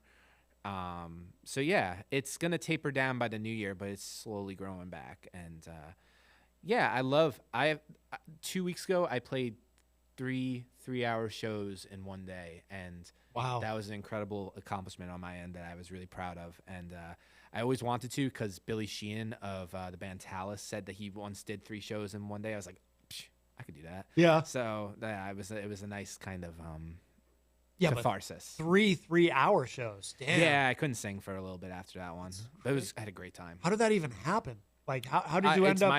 It's my own stupidity. I just keep saying yes. Yeah. And then I'll be like, so that was a crazy day too, because I had to go. My first gig was in Wares Beach, and then I had to drive to Manchester to play at Great North, and then I had to go to Foundry and play at Foundry. So, and Great North was such a shout out to Jesse, by the way, for that gig. Yeah. And I'm glad I brought that up, because I want to apologize to Jesse, because Jesse asked me to like check if my songs were gonna be a part of BMI or something like that. I just didn't have time. So he did it for me. Yeah. And it was very nice of him. But like, I had to change my whole set list around, and it turned out it was a great show. But it was so funny. I was like, so can I was gonna play like Dave Matthews. Like, you can't play Dave Matthews. Oh yeah. That was such a great gig though. I loved that place. Yeah. And the beer was amazing. Yes. Yeah, Jenny and I stopped in there recently because it was Jesse's birthday. And, happy birthday. She's a proud mama. Yeah. So, and he's been on the show a bunch of times too. He's sounding really good. Wicked talented. Really good. Absolutely. But that's not something you usually run into though, right? At a venue where they, because of the music rights, where that kind of gets in. I mean, have you run into that before? I did not when I was playing music. I used to be a butcher, and they took the music there very seriously because they were worried. I get it. Yeah. Like, it's not the venue's fault or anything like that. It's just the way the music industry works is you gotta be careful. Yeah. And I don't know. I kind of like when stuff like that happens. Like, if you have like a 2-hour set or 3-hour set, and then all of a sudden you have to remove 20 songs and figure it out, like, it's kind of fun. It's a challenge. I love it. Yeah. That's good. That's good. Good attitude to have about it. Certainly. Yeah. I've just over the years, I've heard stories of like BMI and ASCAP. Like, actually, it sounds like you wouldn't think it would really happen, but like sending undercover agents into places to see if they're. I remember when piracy was big, and like there was like those stories of kids getting like sued because they downloaded the Titanic, and that actually happened. And they get sued for lots of money. It's like, these are kids. Oh yeah. It's wild. It's wild. Yeah, and there used to be years ago there was a place in Concord called the Cafe Eclipse, and they got into some kind of trouble, and they just that's a great name. Yeah, it was a cool place. I played there a lot back in the day, but they had to make a rule, just no covers, because they had gotten in trouble and they'd been threatened by, I don't know if it was ASCAP, BMI, or it might have been CSAC, because I remember the guy telling me, and I was like, oh, that's one I'm not familiar with.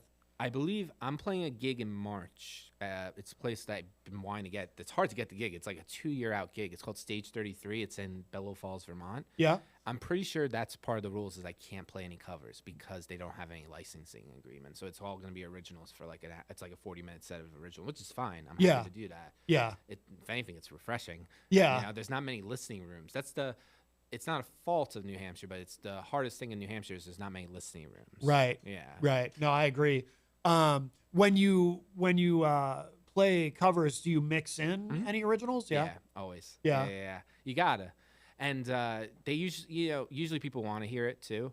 And my covers vary. Like I play John Mayer, Dave Matthews, sure, but I also play Britney Spears. I play. I do.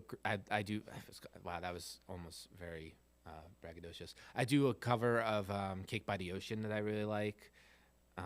I do things that I want to hear. I want to listen to. You know what I mean? Yeah. And it's just so then if you incorporate those, and I base my set list on where I have to place the capo. Oh, if that makes sense. Yeah, So yeah. like if I do all my like second fret capo songs together, so it helps with tuning stability. Yeah. And yeah, so I incorporate my originals. Yeah. In conclusion. Yeah.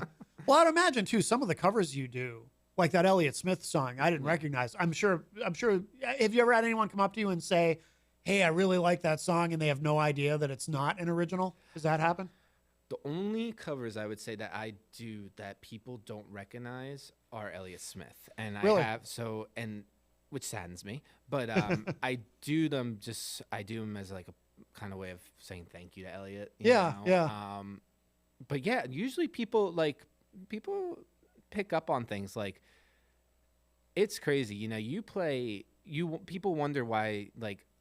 Some people will be like, I'll never play Hey Jude because it's such a cliche. But you play it at a bar, you're going to get a reaction that's going to give you such an endorphin rush. It's incredible. The dopamine high you get from playing Hey Jude live. I recommend it to everyone. Play Hey Jude live. No kidding. Yeah, and play The Boxer by Simon & Garfunkel Oh, live. yeah. That's a great one. Yeah. Do you have a favorite cover? Is there one that you especially that I look forward to? Yeah. I play Neon by John Mayer. Yeah. And that's a bit of a flex. And that seems to be getting me some attention, so I like playing that one. Yeah. Yeah. Interesting. It's been fun. I also like playing Your Body is a Wonderland a lot. Do you? Yeah. I love that song. Yeah. And I also love playing Can't Help Falling in Love with You.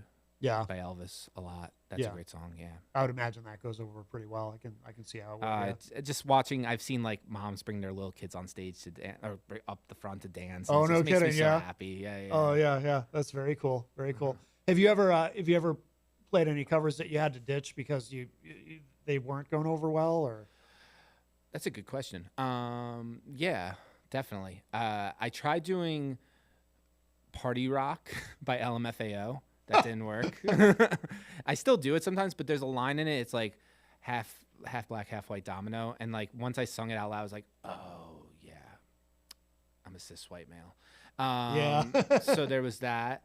And then there was also, there's a song called Issues. Like I got issues, you got them too. I don't know who actually does the song, but it just didn't translate well to acoustic.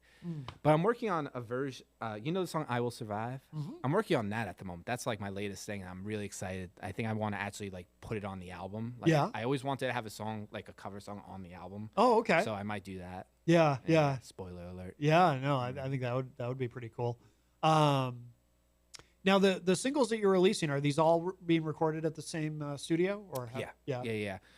I'll go in there and we'll spend like 3 hours, record like 3 songs because they're just double tracked. They're very simple. It's still, what I like is it's not lo-fi, but it's like just the next step up. Yeah. And I just want to keep polishing it up, keep polishing the turd, if you will, and, until it's maybe where people would consider it acceptable or something like that. Right. Well, I look forward to hearing the next one when it's ready. Thank you. Sure. That's for sure. Let's see. You want to play one more? Sure. If you're just joining us, we have Temple Mountain here with us live in studio on this Saturday morning. We do have Dead by Wednesday in the third hour, although they might be a little late. We were talking. I think it was off air. We were talking about how they're coming up from Connecticut. Yeah. And apparently, Jenny messaged me and said they had a little bit of a delay because of the Hartford Marathon, which I didn't know was happening today. But I can see how that would happen. Here's a random question: what are your thoughts on? Do you know about New Haven's clam pizza? No, but I'm horrified. Yeah, right? Yeah. As someone from New York, it's just like there's no way that works. Clam pizza. I have a rule because pizza's my favorite food, and oh really? And if somebody asks me, Matt, why you say certain types of pizza are gross and other types are good? Here's how. This is what I tell people: if you want your pizza to be delicious, you should only choose delicious toppings. Mm-hmm. If you choose disgusting toppings, your pizza will be disgusting. And that's all you have to know. Now, with that said, pizza's hard to come around here. There's good pizza and there's, sorry, New Hampshire. There's not, if you're from New York, you're not going to love the pizza. Right. Have you been to Grappelli's in Peterborough? No. Oh, they're good. Really? Yeah. Grappelli's? They're only getting better, too. Yeah, they are very traditional, like New York style slices. And they sell slices by the singles, Monday through Friday, 11 a.m. to 4 p.m. Shout out to Grappelli's. You being from New York, you wouldn't say that if it wasn't true. So now, is it New York pizza? No, but there's something in the water. So it's the closest you're going to find in the state, probably. So far, yeah. I've heard people have told me about Tilton's House of Pizza, and I need to check it out. Apparently, I've had good pizza. I kind of like bad pizza too. I just love pizza. Yeah, I'm the same way. Yeah. It doesn't have to be great. Exactly. I love Cumby's Farms pizza. Makes me happy. Does it? And yeah. I'm sure I'm gonna get a lot of hate for that, but 7-Eleven pizza isn't bad when it's fresh, but it has to be fresh. Oh yeah. Because once it turns, it turns. Oh yeah. I fell into a habit of eating. I don't eat 7-Eleven pizza anymore, but I fell into a habit of eating it. But it had to be like within the last 5 minutes, it had to have been put there. Yeah, otherwise something happens to the cheese. At minute 6, it turns into something horrible. And I'm not stupid. I know it's not real. I know it's not real. Yeah. Yeah. I know that. That's not real bread. That's not real sauce. Right. That's not a tomato. Right. Making me hungry. All right, Temple Mountain is here with us live in studio, and what are you going to play for us? I'm going to play a John Mayer song if that's okay. With Yeah, you. yeah, absolutely. I'll play Your Body's a Wonderland because All it right. makes me happy. All right, very good.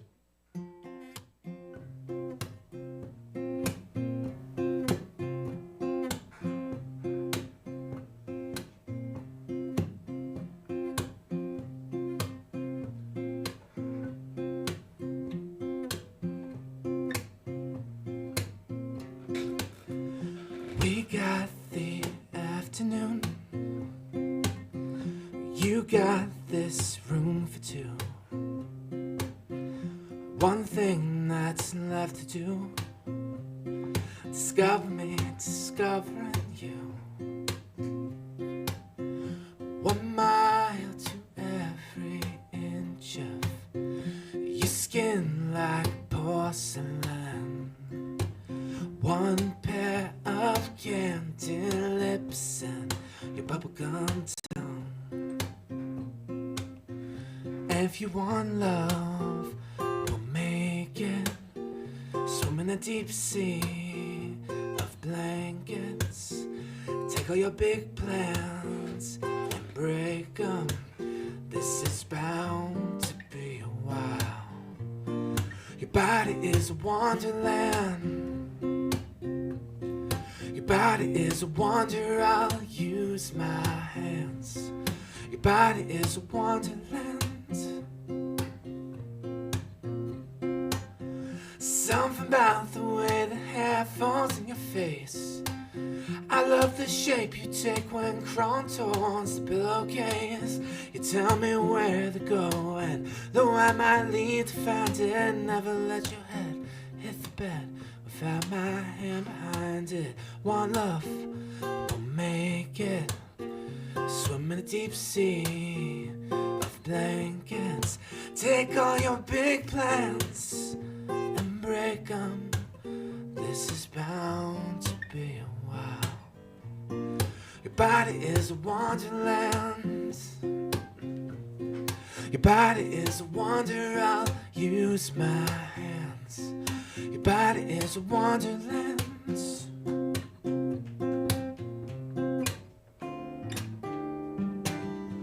Damn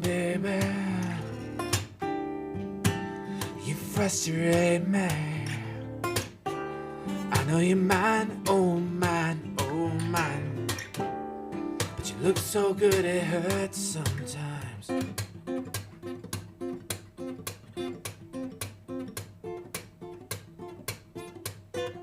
Body is wonderlands.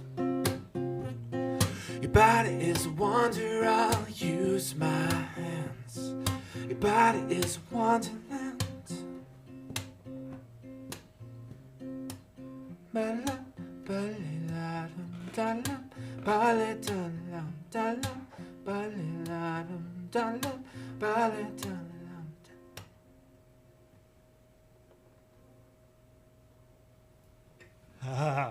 That's a long fade. But you know what's funny? I was thinking about this as you were playing it. I haven't heard, his version, the original version, in a long time. But speaking of fades, there's I always thought it was kind of funny how the song kind of tricks you a little bit in that it sounds like it's over. There's a point where the song sounds like it's over. Where, you know what I mean? And then it goes to that You know exactly what I mean, which is not, because I've said this to other people and they don't know what I'm talking about. There's a point in the song where it's like, if you haven't heard it before, you're sure the fade out is right there, and then it doesn't happen. He does that actually a lot on Room Room Squares. There's a song called My Stupid Mouth, and there's a part where it just ends, and then he goes, one more thing. It's the best. Yeah.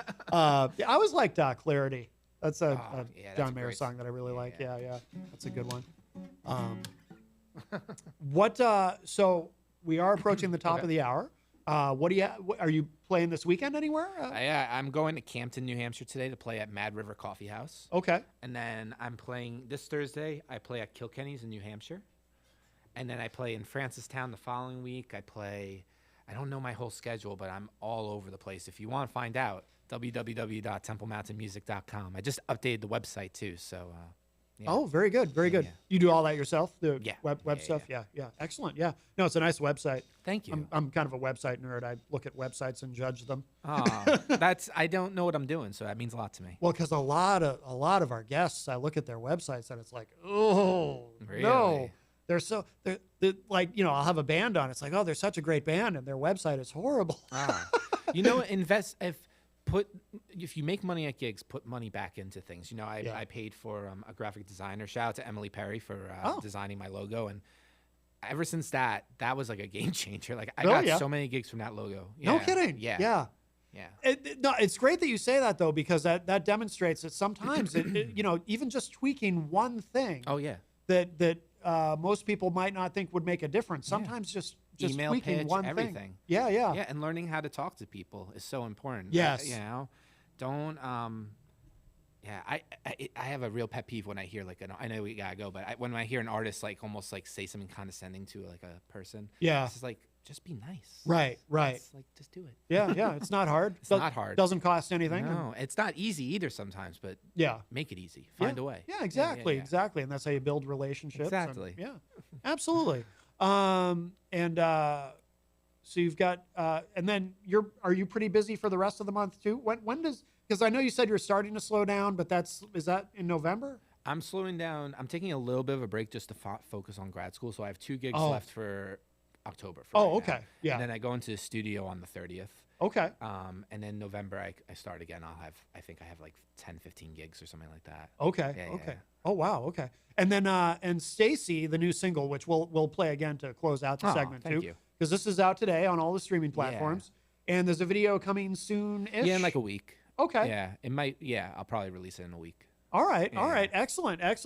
Well, thank you, my friend. This is always wonderful to see you. I think this is your third time on the show? Yeah, thank you for always having me. You guys, that's really sweet. Absolutely. No, we love to have you on. And I'll remind people too, Eric was also on Rob's show, Granite State of Mind, so you can find that in the archive as well. And we will close out the segment once again with the brand new single out today.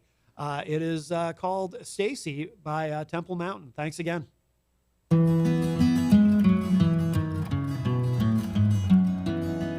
Prettiest eyes I've ever seen. Oh, your lips don't move, it's when you blink. You show me what you mean. And would do anything to just say it's true. So just breathe, look at me, I love you. Had a dream we were dancing all night. Oh, I never danced a waltz before, but with you my feet move right. And I would do anything to just say it's true. So just breathe, look at me, I love you. And as you fall asleep, I count the sheep that's playing through your mind. And I watch your flaws hanging off your jaws and the feelings that you hide. Oh, your golden hair swinging in the air as the quiet wind subsides. In your loneliness, I'm your only and you're mine.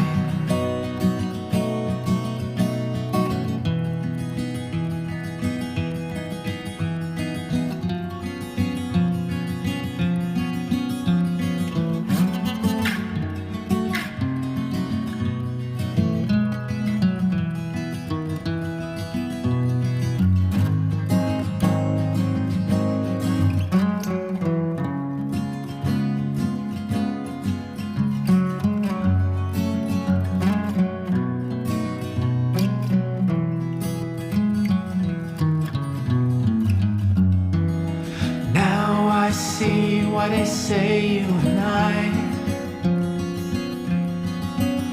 oh, the melodies I wrote before have you between the lines. And I would do anything to just say I do. So just breathe, look at me, I love you.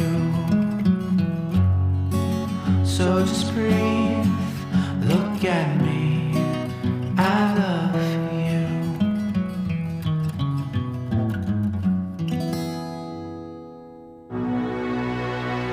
In times of crisis, you need a law firm that stands by your side. With over 40 years of experience, Craig & Getsoulis is dedicated to fighting for your rights. As former state prosecutors, our attorneys have the knowledge and trial experience to provide an aggressive defense against any charge, from DUIs to homicides. If you've been injured, our compassionate team will assess your case and fight for the compensation you deserve. Serving all of New Hampshire, Craig & Getsoulis is here when you need us most. Visit CraigGetsoulis.com or call 603-555-1234 for a free consultation. Craig & Getsoulis, your advocates, your allies. Bring your kitchen to life with Queen City Cabinetry, located at 87 Elm Street in the historic Sunbeam Mall in Manchester. Open Monday through Friday, 9 a.m. to 5:30 p.m. and Saturdays, 10 a.m. to 2 p.m. They can be reached at 603-222-2007 or on the web at queencitycabinetrynh.com. Come see the possibilities. Queen City Cabinetry, another proud sponsor of WMNH. Diz's Cafe is the place to put a smile on your face. Judy and the crew will take care of you. Bring your appetite and treat your taste buds right. Diz's Cafe is always a winning choice. Breakfast, lunch, or supper. Diz's Cafe at 860 Elm Street in downtown Manchester. Dine in, take out, or make a reservation. Call 603-606-2532. Eat, drink, and be happy.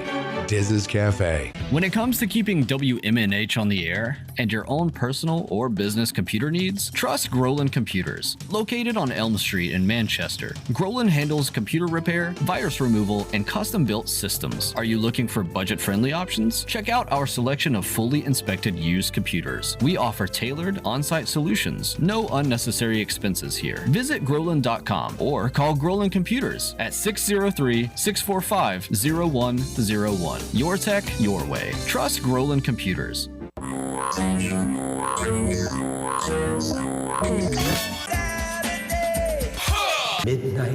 7 times out of 10, we listen to our music at night.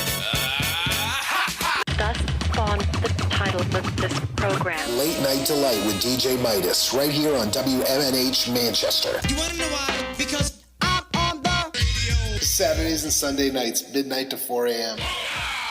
This hour on WMNH is sponsored by CGI Business Solutions, located at 5 Dartmouth Drive in Auburn. They serve all your business needs, including employee benefits planning, corporate design and business administration, investments and wealth management, and customized business insurance solutions. Their phone number is 866-841-4600 or on the web at cgibusinesssolutions.com.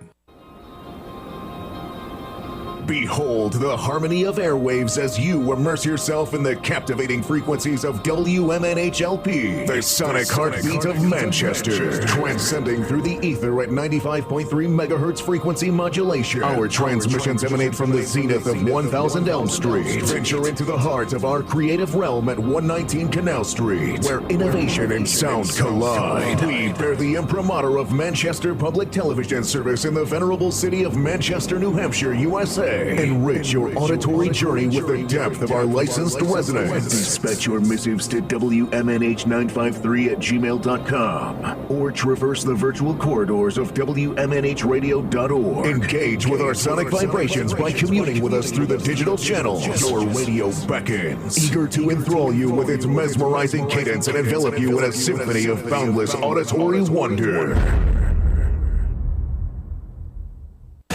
WMNH, rip the knob off.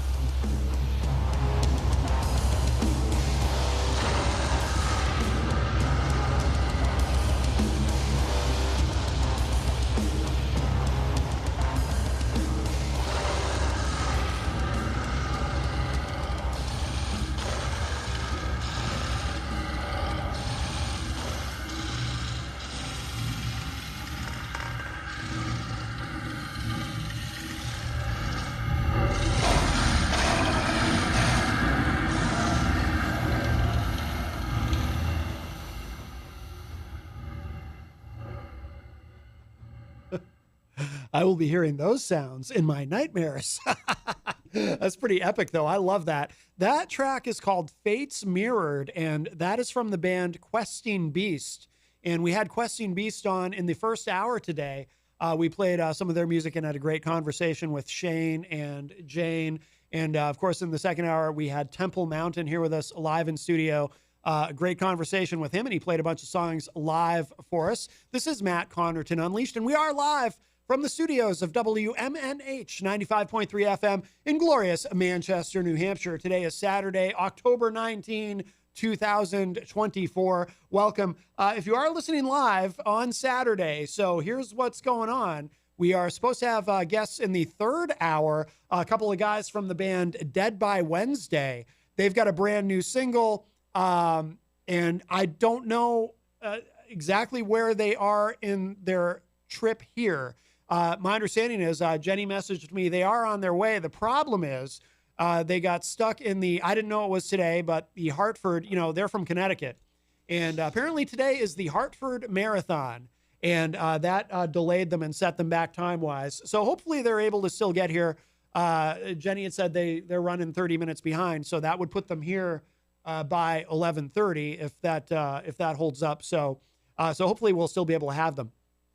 Really looking forward to talking to these guys. I haven't seen any of the members of Dead by Wednesday in probably 15 years.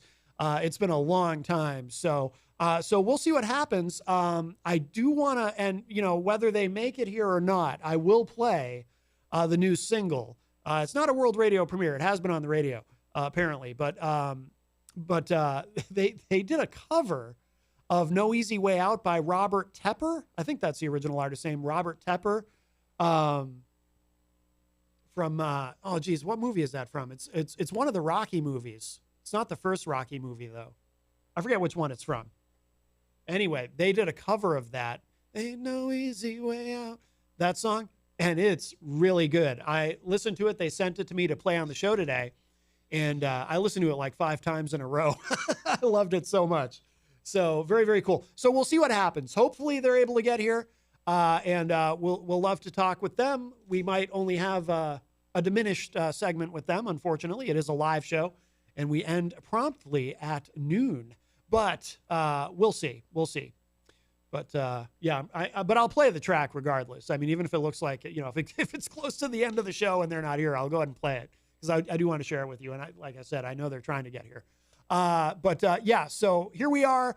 On this Saturday morning. Let me circle back to talking about Questing Beast, though, for a moment. And then I do have another subject we can use, a music industry topic, which is what we end up doing when, if something happens with a guest, if they're not able to get here or if there's a delay. We'll talk about something going on in the music industry because we know a lot of people in the industry listen to the show, and a lot of our listeners are musicians, and there's always interesting things happening in the music industry, that's for sure. But let me mention again, so big show tonight, big Halloween show at Terminus in Nashua, Terminus Underground in Nashua, New Hampshire. Questing Beast, let's see if I can do this from memory because it's a big show. There's a lot of bands. Questing Beast, Able Blood, The Grey Curtain, The Negans, Dead Harrison, of course. And who am I forgetting? I think I'm leaving somebody out. Horror. That's it. Yeah. Because last week, it was last week, right? It becomes a blur. Last week, we had 3 of the bands that are playing tonight on the show. It was fantastic. We had Horror and Able Blood. Love those guys. And The Grey Curtain. And so this week we had Questing Beast. But they're going to be opening the show tonight. Doors open at 5 p.m. It's a long show because it's a big show. Lots of bands. I believe it's $20 admission. So get there, 134 Haines Street in Nashua, New Hampshire, Terminus Underground. It's an amazing place. You should definitely check it out. By the way, as long as I'm talking about it, I'll just forgive me if this is a little self-indulgent, but Terminus Underground is, of course, part of the Midnight Creatives Collective in Nashua, a great place. And actually, Eleanor and Spelfie, I know, are going to be, they're booked to make a return appearance here on Matt Connarton Unleashed very soon. Last time they were here, Andre Dumont, of course, was with them as well. They're all from the Midnight Creatives Collective. And, of course, Andre plays in the band Dead Harrison. But they also have a business bar there. And for listeners who might not know this, I'm a certified hypnotherapist. I help people to quit smoking, lose weight, deal with phobias, all kinds of stuff. So the business bar at the Midnight Creatives Collective is now one of the places where I'm doing hypnotherapy. So you can actually book a session with me only on Mondays and Tuesdays in Nashua. But those are, and it's got to be in the morning, 9 a.m. to 2 p.m., I think is what we decided for a time frame, because after 2 p.m., the building gets noisy. I mean, you can book other ways with me too. I also see clients at Birchwood Salon in Hooksett. You can do a virtual session with me online. I even do home visits. So there are many options. You can go to mattconnarton.com and learn more about that if you're interested in that. But I'm very happy to be a part of the Midnight Creatives Collective at the Business Bar every Monday and Tuesday. Like I said, book a session online or call me. Go to my website. All the information is there. All the information is there at mattconnarton.com. Okay, shameless plug. But no, but it is a great place, and they're doing great things there, and great for the community, not just the local community in the city of Nashua, but of course for the music scene. A lot of local talent there, also national touring acts. You know, when we had Green Jello or Green Jelly, I never know which to call them, on the show, not too long ago. Jenny helped get that in motion, getting them booked at Terminus. So that was fantastic. So they're doing a lot of great things there. Let's see. So if you are just joining us, if you're looking for Dead by Wednesday, they have been delayed in traffic because of the Hartford Marathon. I'd say damn you, Hartford, but I can't because it's the city of my birth. I was actually born in Hartford, Connecticut. So anyway, let's do this. So I mentioned, you know, there's always things going on in the music industry that we can talk about. And I just realized where that buzzing was coming from. I apologize.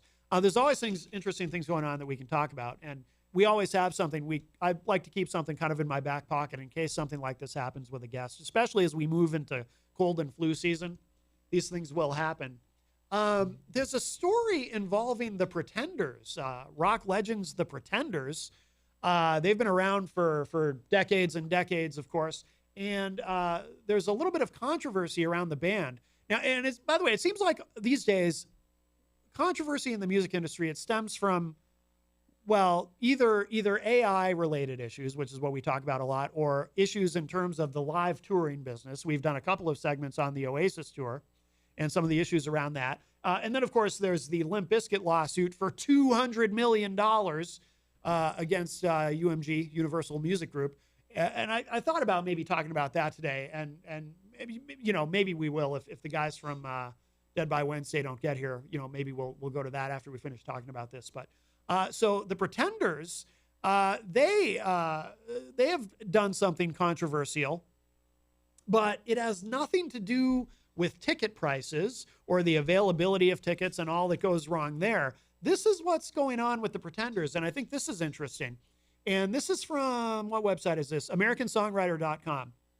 And I don't know how far we'll get into this because the guys could arrive at any time. But the Pretenders are dividing fans over new live music policy. So here's what it says.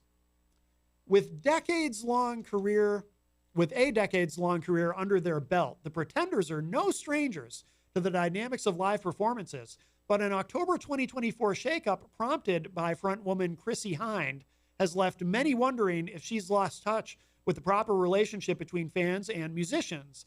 Hynde made her announcement ahead of the Pretenders' October 16 performance at Usher Hall in Edinburgh, Scotland. And in true online fashion, the internet seems wholly divided over whether Hynde's comments were just or unfounded. By the way, I intentionally avoided pre-reading this. So I'm learning about this with you if you're not already aware of it, because I want to give you my unvarnished, shall we say, gut reaction to this.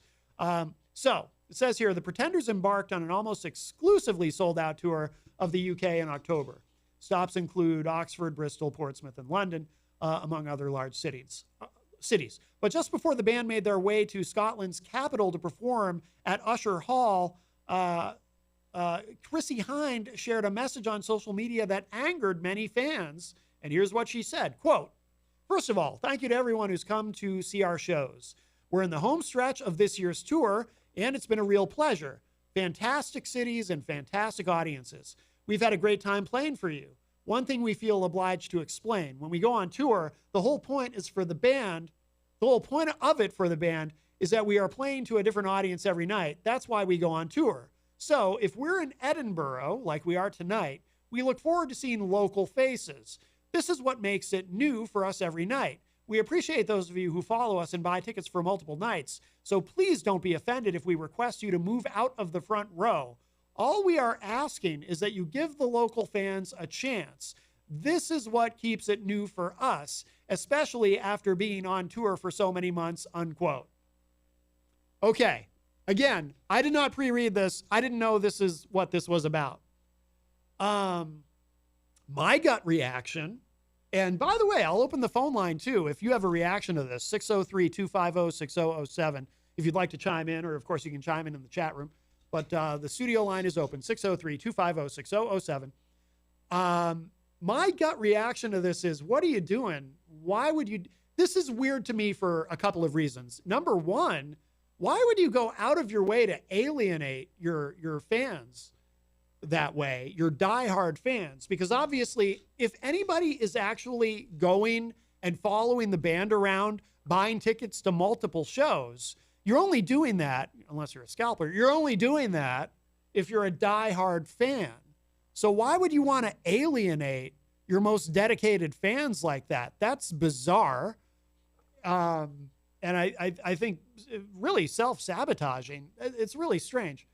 Another thing that I find very odd about this is, are you trying to tell me that when you're on stage and you look out at the crowd, first of all, I mean, you know, the Pretenders, they've got to be in their 70s at least, right? Well, I shouldn't say at least. I'm sure they're not in their 80s, but they have to be in their 70s, if not late 60s. I mean, are they actually able, like, is Chrissy Hind, maybe she wears contact lenses and it corrects her vision to 20/20. I have no idea. But I'm just saying, is she able to actually look out at the crowd and see, as she's performing, look at the faces, look at the people she sees in the front row, and look at them, see their faces clearly enough to identify, hey, these are all the same people I saw at the previous show? And even if she can do that, I find it really hard to believe. Look, I know they're a legendary band, but is this really a problem? Like, is it actually all the same people in the front row of every show? I just find that hard to believe.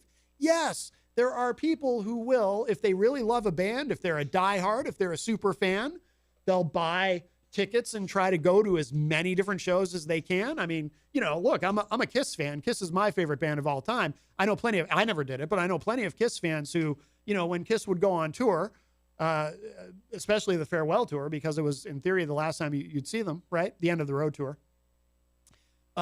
You know, people who had the money, because it's expensive, you know, people would buy tickets for multiple shows and kind of follow the band, you know. And of course, there's bands that are legendary for having those kinds of fans that would do that kind of thing. Like the Grateful Dead is probably the epitome of that, right? The classic example of, you know, you had all these Deadheads who would actually sort of go on tour with the band, and that they would follow when the band would go on tour. These people would follow, I don't know how anyone affords it, but how, you know, would follow the band on tour and go to all the shows. And you know, it gets to a point where the band gets to know the fans, gets to know these super fans, knows them by name, develops relationships with them because they see them so much, you know. But do the Pretenders, as they're doing these shows, is it literally the same people in the front row? I just find that hard to believe. Isn't that that seems like a stretch. Again, I'm not knocking the band in terms of, you know, their place in music history and their fan base, I'm sure, is even in 2024. Obviously, these shows are selling out. So obviously their fan base is enormous. But I just find it hard to believe that Chrissy Hind is actually looking at the front row and seeing the exact same set of people every night. And even if she is, why do you want to do this to those people? Why do you want to talk to them that way? Why do you want to alienate them? You know, it's bizarre to me. And what in her mind would make her think that this was a good idea to say this publicly? And you're chastising people, really. It's very, not to sound cliche, but if this even still means anything in 2024, but it's very un-rock and roll, I would say. Telling people, well, if you buy a ticket, I don't want to see you in the front row more than once. It's just, I find this very bizarre. I find this whole thing very strange. Let's see. So here's the next part of the article. This ought to be good. Fans react to the band's request. Now, I did not pre-read this, so I'm going to make a prediction. And I'm going to predict that the reaction was not positive. But let's see. Well, again, if you're just learning about this as I am, we'll learn together. But so it's not a spoiler, but I'm guessing that that there was a bit of a negative pushback on this. Okay. It says, Chrissie Hynde's announcement divided fans across several social media platforms. While some praised the singer and guitarist for her thoughtfulness and willingness to prioritize local crowds, others condemned the message, saying it was disrespectful to her most devoted fans. These fans, the dissenter argues, deserved top priority. By the way, let me stop there for a moment. I don't even think of it in those terms. I don't think of it in terms of who deserves. Nobody deserves top priority. This is, touring is a business operating in a free market. Whoever buys the tickets buys the tickets. Whoever's going to the show is going to the show. If you buy a front row ticket, you get your front row seat. That's it. There's no, it's not a matter of priority. It's a matter of first come, first serve. Now, I know that it's not a perfect system, and we've talked a lot on the show again with the Oasis debacle with the tickets and the dynamic pricing, which is very controversial. I don't want to take that side street right now, but I get it.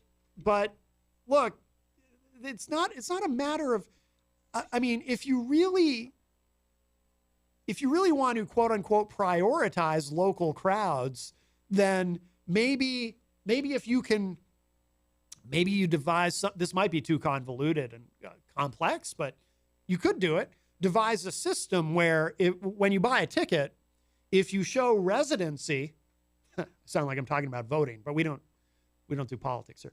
But if you show residency, maybe if you're buying a ticket to that local show, then you get a free meet and greet, right? That's part of the, because that's a big thing now with these. And I don't know if the Pretenders is doing anything like that, but you can, on a lot of big tours, you can buy a meet and greet package and you get to meet the band and have them sign things and say a few words to you.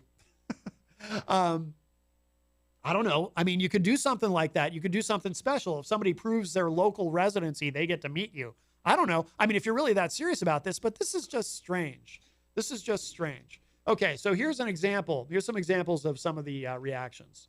One angry fan posted on Facebook, quote, "Talk about how to kick your biggest supporters in the teeth. And I suppose you don't want your photo taken either.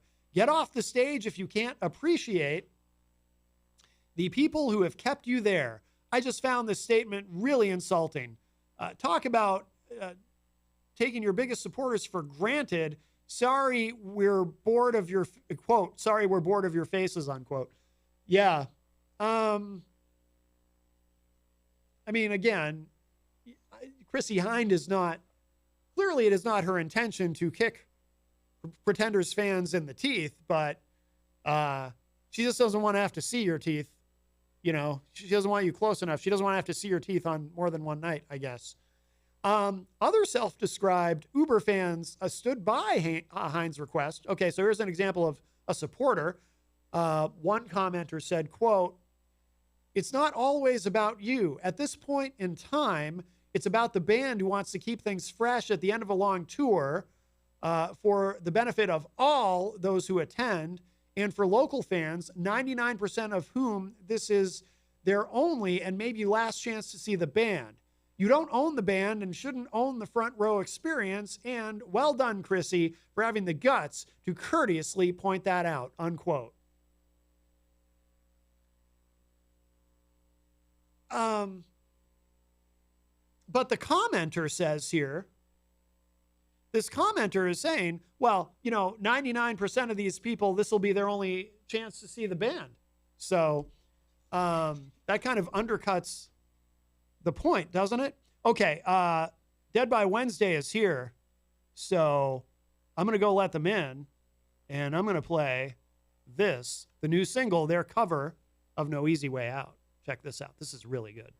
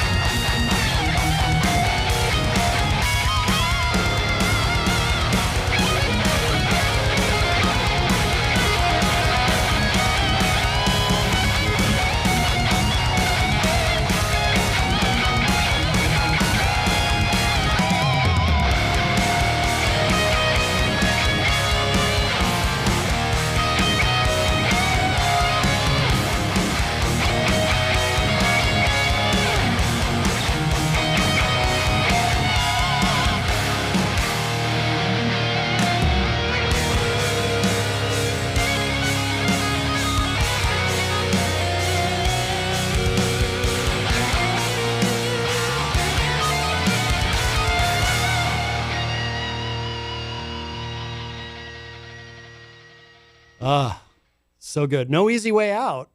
You might have heard that song before. A gentleman named Robert Tepper had a hit with that in the 80s. But that is Dead by Wednesday, and that is a brand new single. And we're spinning it here, and we have two of the members from Dead by Wednesday here with us live in studio. We've got Mike and Esteban here. How are you guys? Hey. Good morning. That damn Hartford Marathon delayed you guys, but I'm glad you made it. As soon as we hit the highway, I was like, "Oh my god, wrong decision." I was gonna play the song regardless. Like if for some reason you didn't get here, I was just gonna play it anyway at the end of the show. But no, that's really really good. Now, Mike, so we were talking when you were in the other. So you're an original member. You've been here the whole time. Yes. How long? When did Dead by Wednesday start? Probably. Oh, pull that mic up. Oh, I'm sorry. Sorry, those mics are a problem. There you go. Okay. Perfect. So, wow.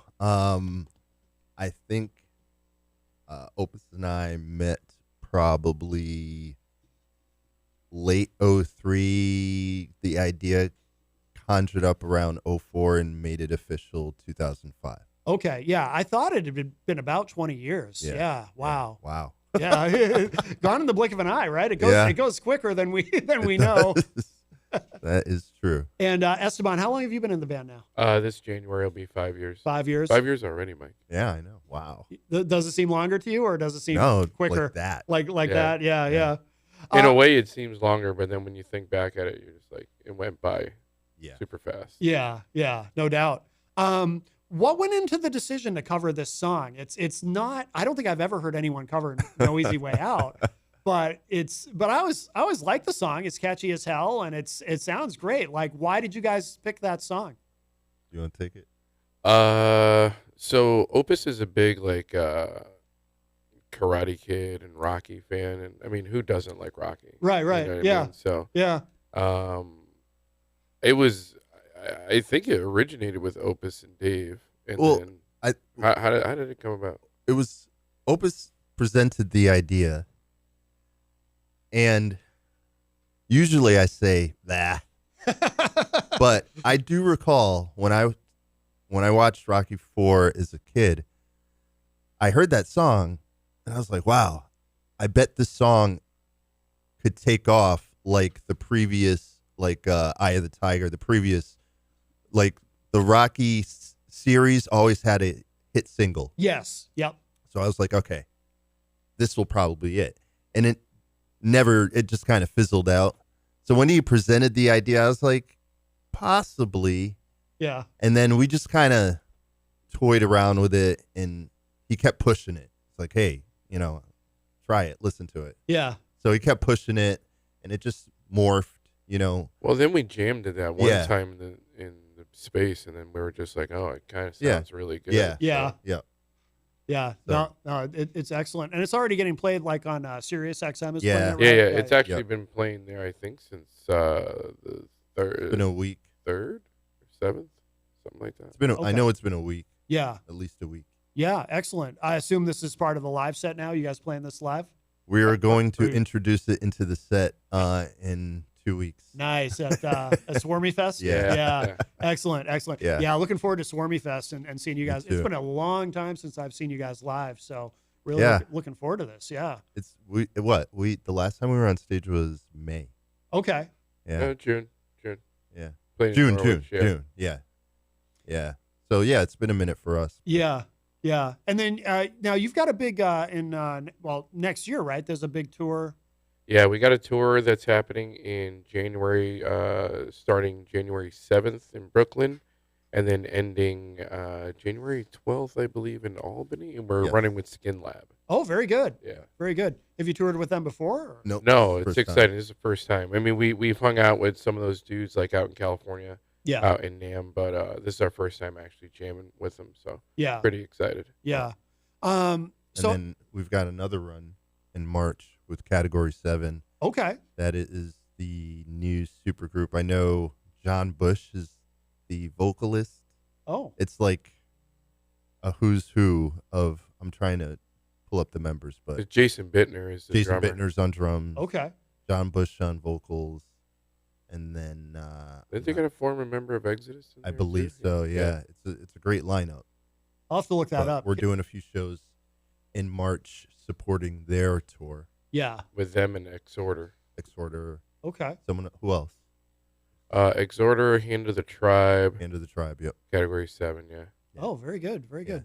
I'm curious, Mike, because you've been there with Opus from the beginning. Has the approach changed at all over the years in terms of the live show or even recording? Like you said, with No Easy Way Out, he had to kind of talk you into it. Like, has that process changed over the years, over 20 years, or not really? I mean, you're going to have some, as members change, your, I don't know, ideology, your approach to writing and performing changes, but again, it kind of evolves. So, at the end of the day, you're 4 guys working together. So once you can gel, once you can communicate and get along, the music part, the composition and the creativity isn't all that. It's not that hard. Right. Is it challenging when, because you and Opus have been, like I said, from the beginning, the core of it, like having all these changes over the years. Is there ever a point where you go, well, we've had a lot of changes, and I don't know if we can keep doing this. I mean, do you ever kind of second guess that, or are you just so committed to it you just keep going? The maybe the last 2 were like, oh man, because we had written material, we had another album, like we had the timeline laid out for a year. Yeah. We had like 6 songs in the can, like we were on a roll. And then when you have these lineup changes, then it's like, okay, well, you can't use this song because once you throw all that stuff into the mix, then it's like turmoil, and then you gotta. So the last one of those, I was like, man, that's tough but again, when the right personnel is in play, then you rebound quicker. But yeah, it can be, you're building something, then all of a sudden just right. Nope, sorry, not right. happening. Yeah, and then it's like, oh, again. got us again. Yeah.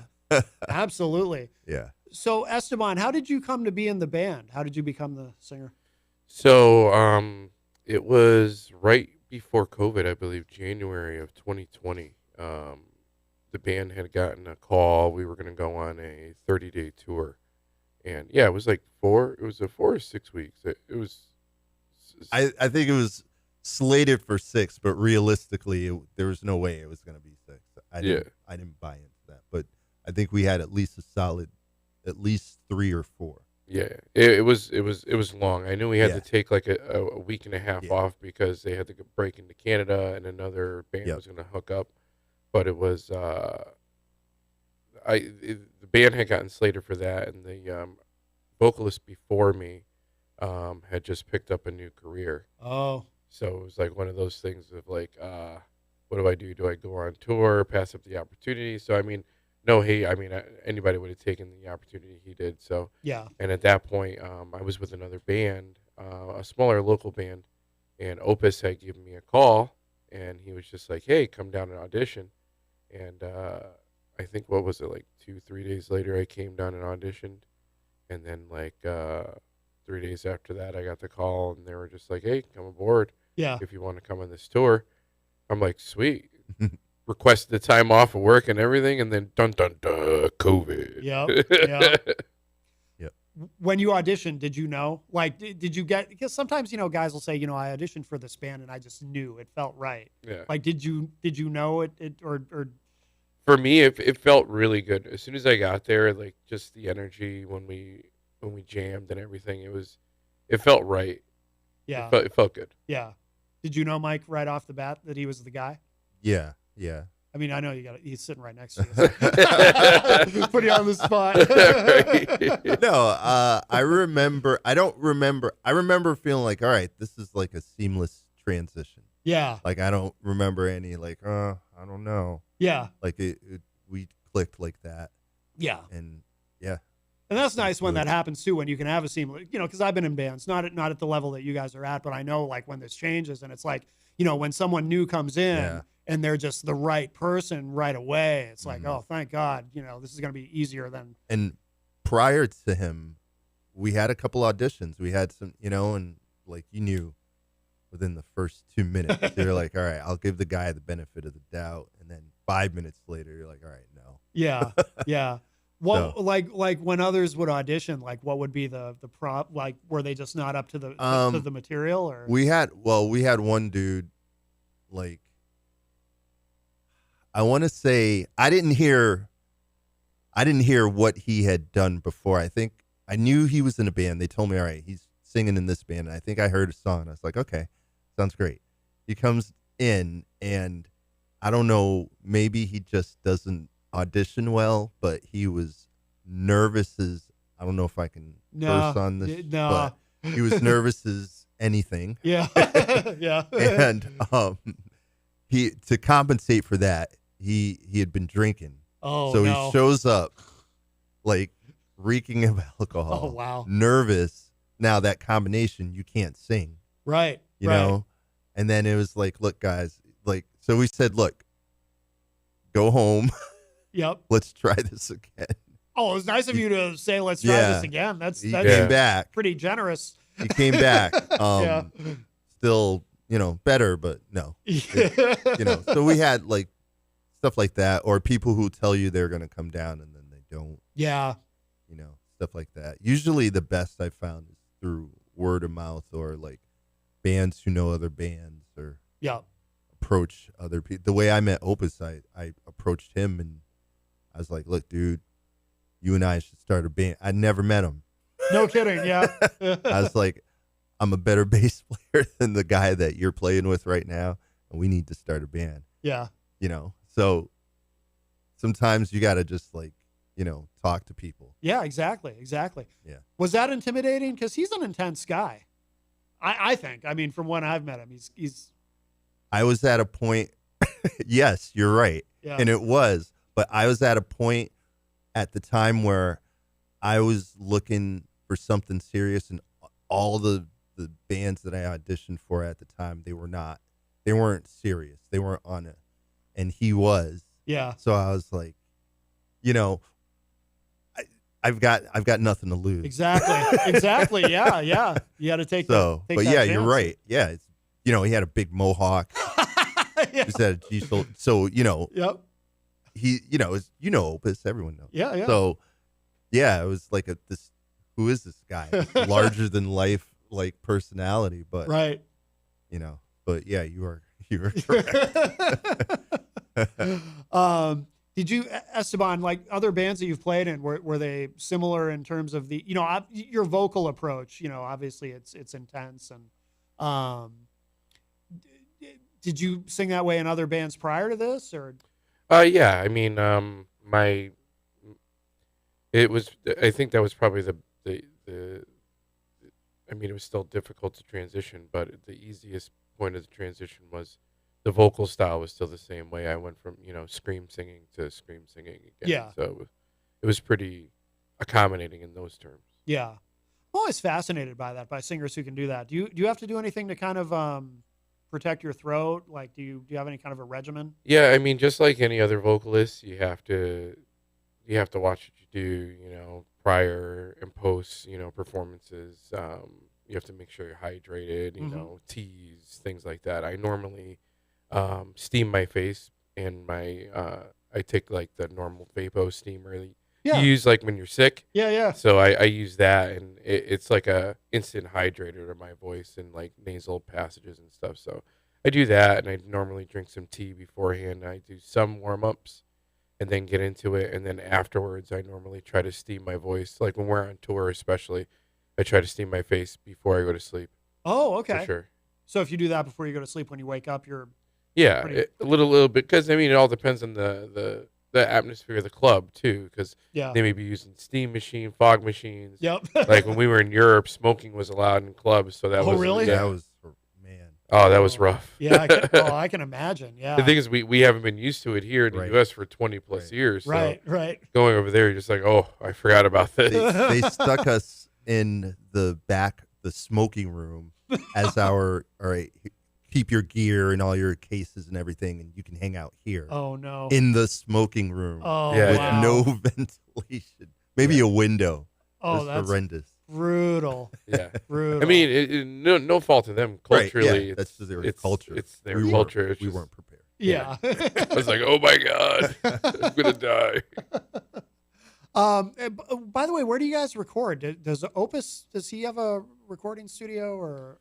So, or he did, or depending, like during COVID, we were all able to individually Yeah. record on our own. Yeah. So we can be able to record tracks like at home. Yeah. But during COVID, we did that, and then we still went in a little bit and did some in studio stuff with Nikki Belmore with Dexter's Lab down in Milford, Connecticut. Oh, okay. Yeah, and we worked with him, and most of the time we cut our tracks at home.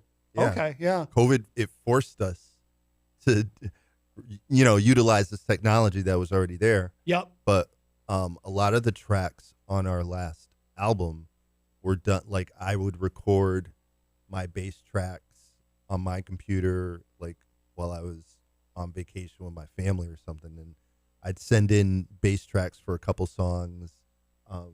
Did you record yours live? Yeah. Or? No. I mean, I only recorded a few live. Yeah. But most of the time, I recorded them at home. Dave did some tracks at home. Yeah. So we just sent the stems to Nikki. Yeah. He mixed them together, and that would be the track. But this last one, No Easy Way Out, he and I recorded the bass. Like I recorded at his place. Okay. Okay. And then we sent, at least for the bass, and then we sent that in. Yeah. Yeah.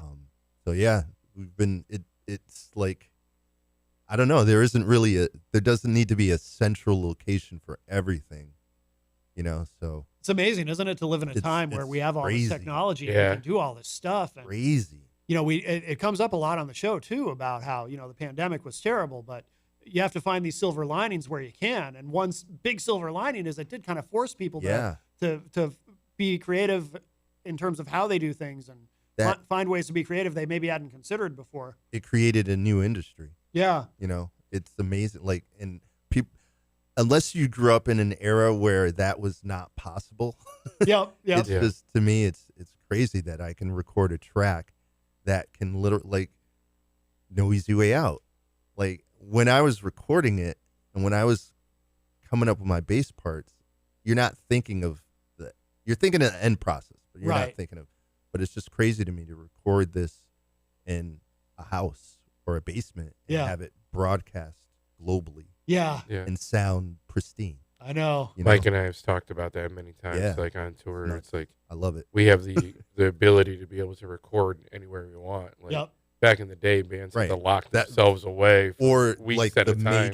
major big artists that could afford the equipment to bring with, Yeah, exactly. Having an in-home studio was like a super privilege at that point. Oh, yeah. And it's yeah. available to anyone. Yeah, absolutely. The time goes quick. I wish we had more, but I want to make sure. So November 2nd, it's the event is at Taffeta in Lowell. It was originally supposed to be at Jewel, but for anyone who doesn't know, it's at Taffeta in Lowell, Swarmy Fest. Jenny and I will be there. Really looking forward to seeing you guys. I am so excited. Yeah, super excited. Thank you. Yeah, absolutely. It's going to be a bunch of great bands there.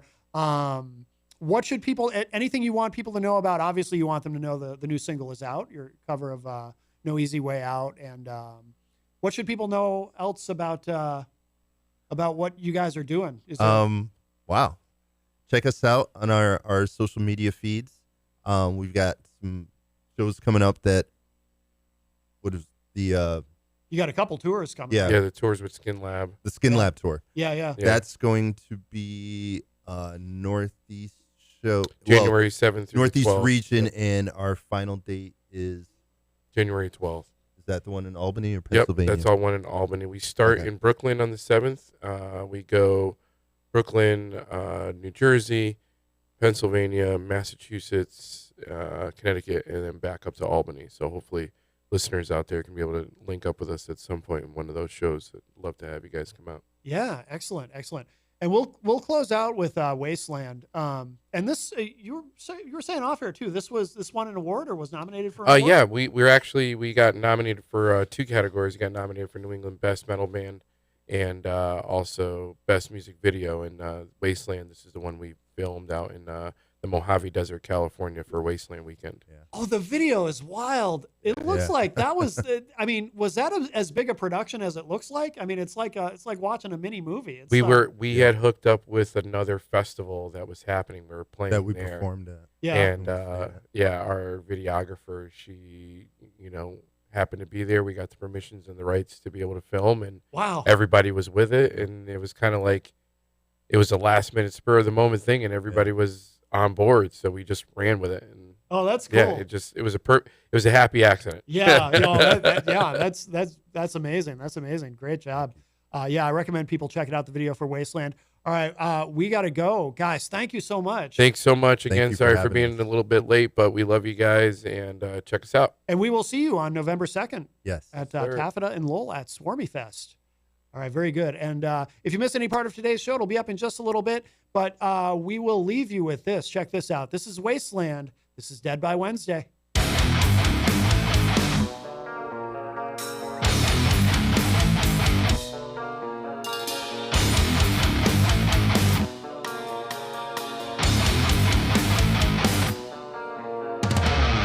Ice on the cliff.